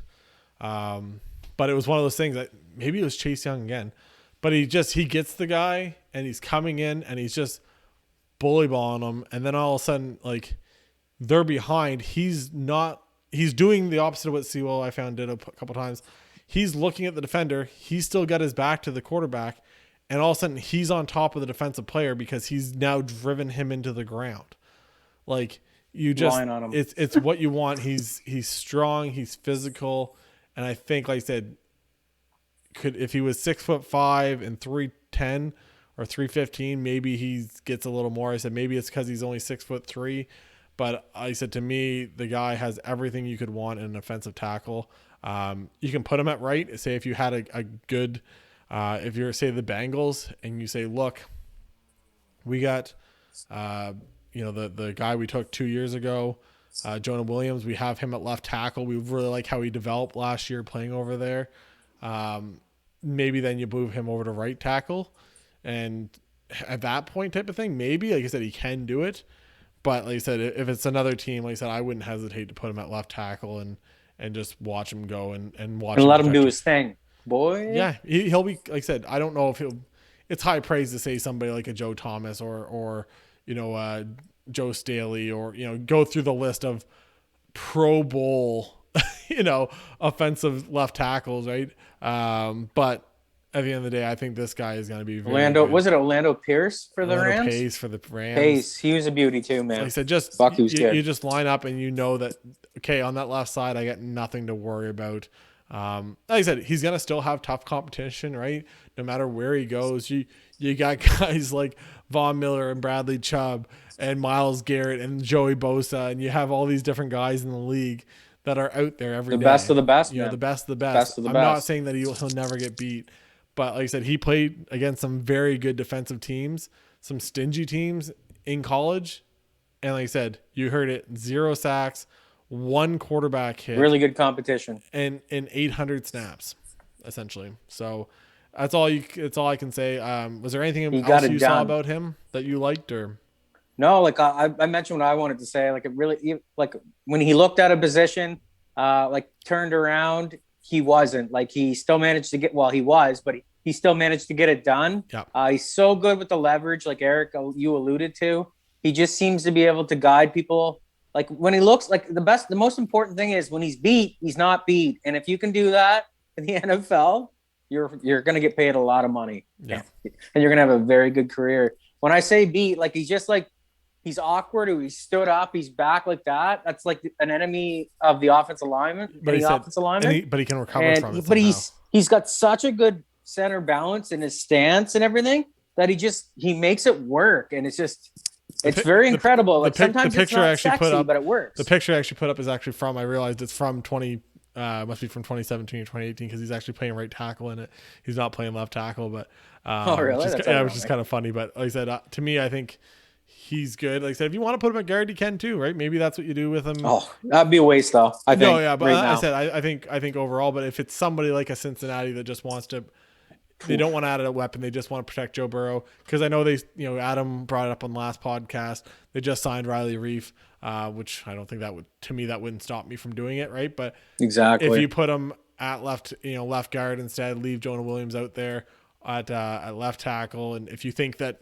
Or maybe he beats Jonah Williams up for left tackle and you move Jonah to the right. They just swap. He moves to the right, yeah. Maybe that's what happens, right? It's hard to say, but obviously Jonah Williams was also a top 15 pick, 2 years ago when the Bengals took him. So, and then he missed his first whole year, came back last year, and then he blocked for Joe Burrow for, whatever it was, 6-7 games, and then blocked for the knee. And then he blocked for Ryan Finley for the rest of the year, which I don't care who you are.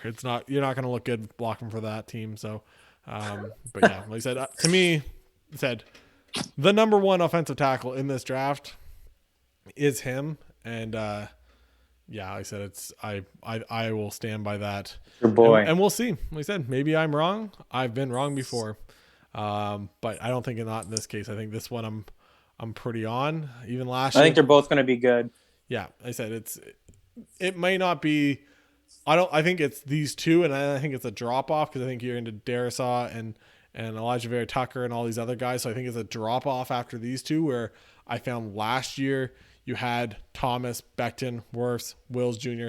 You had 4 guys that were pretty good, where this year I think it's 2, and then it's, I said, a pretty decent drop off compared to what you have, right? So, but anyways, that's it.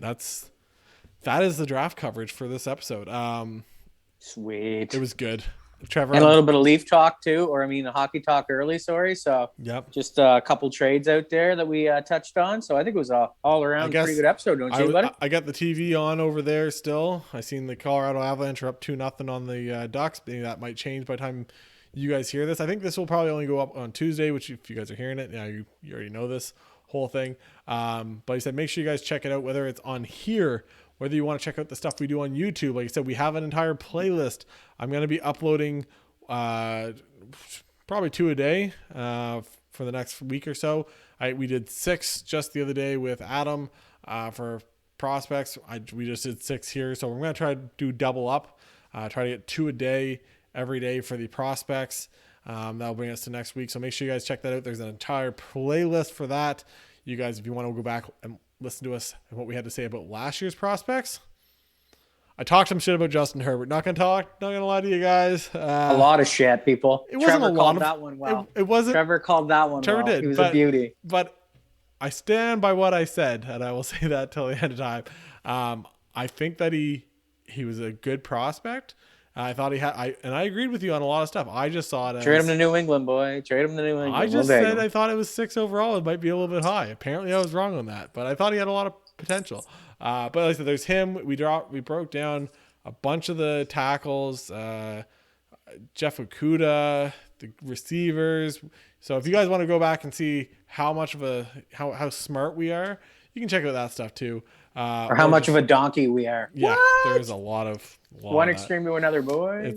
We're good and we're bad. We're not perfect by any stretch of imagination. It's our opinion, people. You don't have to fucking agree with us. I just love it. And even me and Eric get into each other. Like, you're an idiot. I'm like, you're an idiot. You know, that's how it works. It's called opinions, you know? And what you see. So I loved Isaiah Simmons last year. Loved him. Thought he was great. Thought he was going to be the Swiss Army knife. Cardinals had a different plan for him, I guess. I also thought Derek Brown wasn't the greatest. I was probably right on that.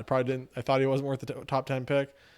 I think I was right on that. So anyways, make sure you guys like and subscribe, whether it's on here, on Spotify or Apple Podcasts or wherever you're listening to this.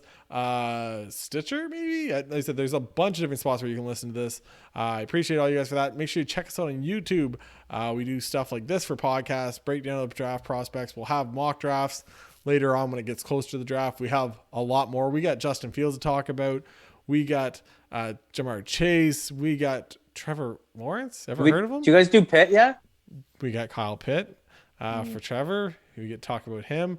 Like I said, all these different guys. We still have I'll probably do Pitt next round, people, just so give you a heads up. There's a teaser. I'll do them. So there you go. Or Eric. Well, he's gonna get done in the next batch. Yeah, and then like I said, we have all these guys. We got all these different prospects. So if you guys want some little bit of know-how on this stuff, like I said, if you're just using this as your drive to work, you want to sound like the smart guy when you go to hang out at your buddy's house to eat some pizza and drink some beer for the draft. You guys can listen to us and we'll try to make you sound a little bit smarter. You can literally just like listen to it, replay it, and be like, okay, and just tell them the same play we just told you, and maybe you'll sound a little bit smarter. So anyways, thank you guys for listening. For Eric and for the one and the only, my co-host, Trevor Ward. Keep your stick on the ice, homies. Bye, guys. Have a good one.